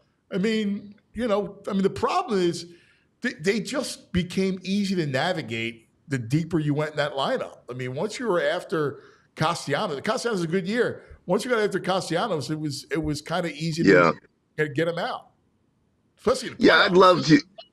Yeah, I'd love to be able to sit in on the hitters meetings and see what the approach is. What's the conversation? What's that sound like? Because a lot of it that factors into it. Like what is it we're trying to do? How are we trying to execute against this specific pitcher this day? I'd love to hear what's being shared there, because there just seemed to be a lack of direction when it came to the approach. Now, is that happening in the locker room, or is that from the on-deck circle to the plate, where you've given them the information, we have a good game plan, but for whatever reason, between that 60, 70 foot walk between the on-deck circle to the plate, everything's forgotten. And I've seen that happen a million times. I mean, we've all, as hitters, had that happen. All it takes is one pitch or getting fooled by one pitch, and then that's what young hitters do. You abandon your game plan and try to create a new one out of panic. That never works.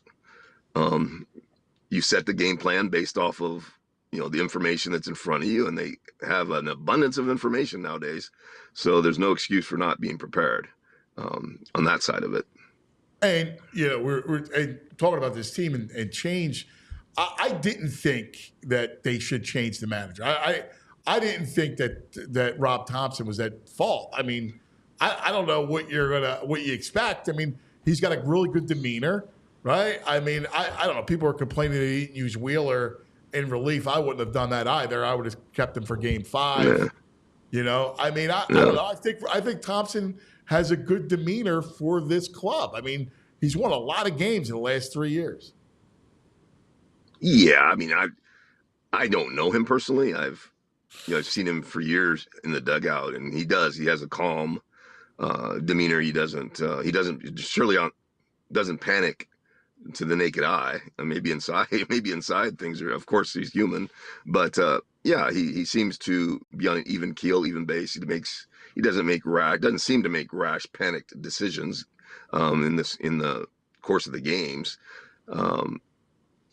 So I mean, I don't know how you can fault the manager. And truthfully, I mean, at the end of the day, I played for a lot of bad managers. I played for some good managers. I played for, at the end of the day, the manager has very little, at least when I played. Maybe now they do because they have their hands in every move. But it falls on the shoulders of the players. The players have to execute. I played for some really bad managers, and we played well. And sometimes it's in spite of the guy leading the team, right? You can overmanage nowadays. Yeah.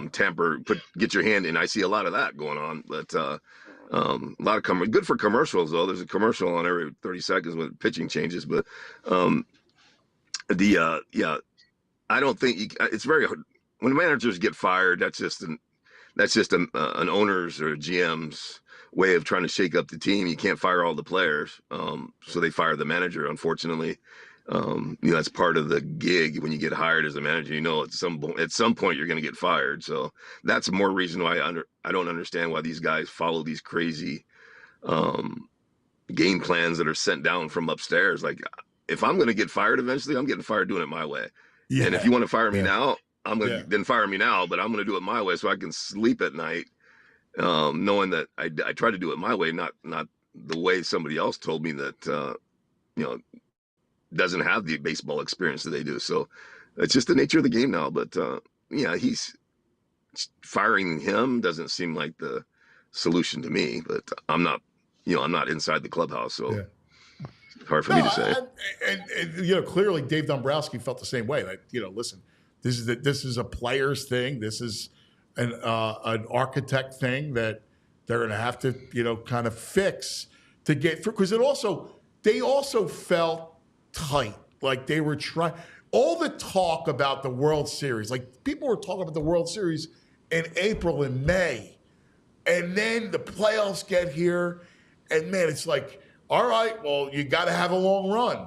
And the last thing you need to be thinking about is like a long run in October. Yeah, when you put together a team like that, you've had success the last few years. The expectations are going to be high. That's understandable. And you have to look at it too. Like their season wasn't a failure. They got into the postseason. They got beat. That happens. There's only one team's going to be left standing. Yeah. When you put high levels of expectation on yourself and your team, much like the Yankees in their day, if they didn't win the World Series, it was to them a failure.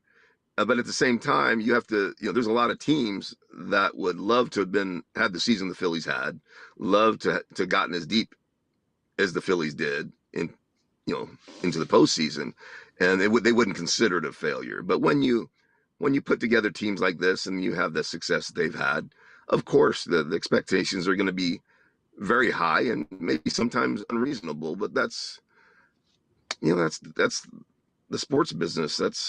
I'd rather be in that position than that. I'd rather be in that position than be on a team where you're expected to finish last, and if you finish second to last, you feel like you did something. That's not good. All right, last thing I got to ask, because we're talking hitting, and you were talking about managers. Give us a Charlie. How would Charlie handle when you were playing for him? How did he handle a slump, or you had your hitting meetings? What was he like? Charlie was great. He was, as a manager, and this is pretty actually unheard of. He would talk hitting with you during the game. You'd be in the hole, leaning up on the rail, and he'd be sitting there, talking about approach with this guy. Hey, this guy has been doing this, doing that. He lost his side of the plate. You can cut this part of the plate. He's talking like a hitter that's actually in the game playing as the manager. And I could find you a million probably videos and photos of him and Tommy, shoulder to shoulder in the middle of a game. They're talking hitting. They're talking game plan. They're talking about what pitch to sit on, what this guy's going to throw. I loved that. We didn't need a stat sheet. We didn't need a tendency sheet spit out by a computer. We're watching the dude, right? We're watching the dude. That's how the game's played. Yeah. And if you had a bad at bat, he'd encourage you. Sometimes Charlie's wit or humor, he'd crack some joke about how bad you suck right now or something. And sometimes that's what you needed. Sometimes that was his way of kicking you in the pants without it being a negative, right? Make you laugh about it. And because he never forgot how hard hitting was, but he also had a passion for the science of hitting.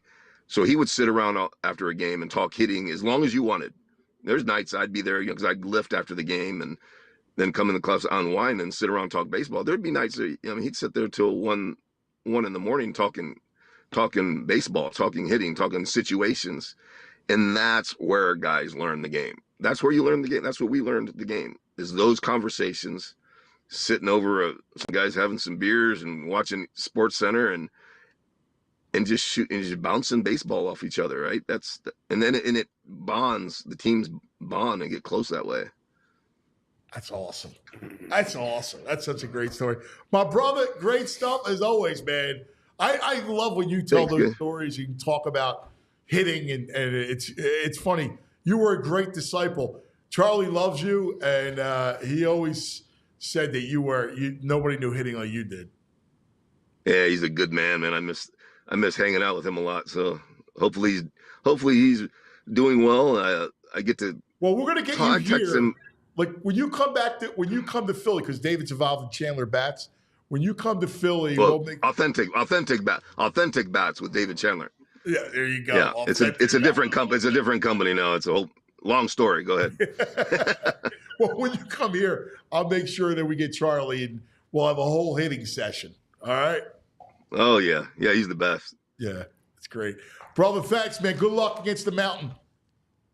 Hey, yeah, thanks. He runs a mountain I need the encouragement today. Oh boy! All right, take care, guys. See you, buddy. See you. Thanks, pal. There he is, David Zagee, our MLB insider. His stats are crazy when I was looking at them. Just a How professional hitter. great is he to knowing the game though? Yeah. Like I geek out with this stuff. Like I know I can nerd out, so I nerd out with this. Kind of going in. That's fun. Do that stuff. Yeah. Because it gives you great perspective. Hey, before we get going, Colby's in the chat from Wawa saying hello. Oh, my man! And we got Chuck from West Philly saying Hefmano. And Sixers. Colby, He big brings, Flyers fan. He brings up Sixers on channel 48 with Neil Funk. Oh man, that's great. Belt high dribble, Andrew with the belt high dribble. Oh, that's fantastic. Channel 48. That's a great conversation. They used to have the Earth, Wind, and Fire. Would be the fantasy. That song, Fantasy. Oh, I love that song. Yeah, it's a great song. And it had Doc Jam. Like that was the intro. Wow. Oh yeah. The falsetto in that. Yeah. Hey, while we're reminiscing about old times, I think there's something that happened back in the day. That's right. That we need to talk about. You have the back in the day moment. I think we may have a new little song. We're going back. We're going back. We're going back in the day with Rite Aid. Yeah! I absolutely love it. Back in the day moment with Rite Aid. Where's our Rite Aid? Great job, BJ, on tag. God bless the pagan for putting up with me singing in the house at 11:30 last night. Dude, that's fantastic. You should put that back in the day moment right on top of the old picture of the old Philadelphia. Great job. Great job. What is our Rite Aid back in the day moment? I believe it's Phillies related. It is. So we have here, cuz I figured you would like this. So going back to 2008, waking up on October 16th, you see this is the front cover of the Philadelphia Inquirer. The night before, the Phillies take care of the Dodgers 5-1, advance to the World Series. It was a big one. J-Roll had the leadoff home run. Big night by Ryan Howard and Cole Hamels. And the Phillies back in the World Series. I was at the game in L.A. Were you really, cuz? I took a cork, a champagne cork from the dugout. You did. That's right. And there was like a cadre of Phillies fans behind home plate that had gathered, actually behind home plate, spilling out to above the Phillies dugout. And everybody's on the field and looking up, and all the Phillies fans and the Dodger fans already left. Those were the days. It was a great moment. My local TV moment is that morning. My mom was big on 6 ABC in the morning. And I remember all morning they were just showing Philly stuff. We're back in the World Series first time since 1980. So it was a fun time. We need to bring that back. Yes. Yeah, I hear you. Yeah, a long way to go. All right. Thanks for hanging, everybody. We love you guys, man. Thanks for all the contributions in the chat and for us all the time. So we appreciate it. We'll have a great day, and we'll see you in the morning. We all silly like the mayor.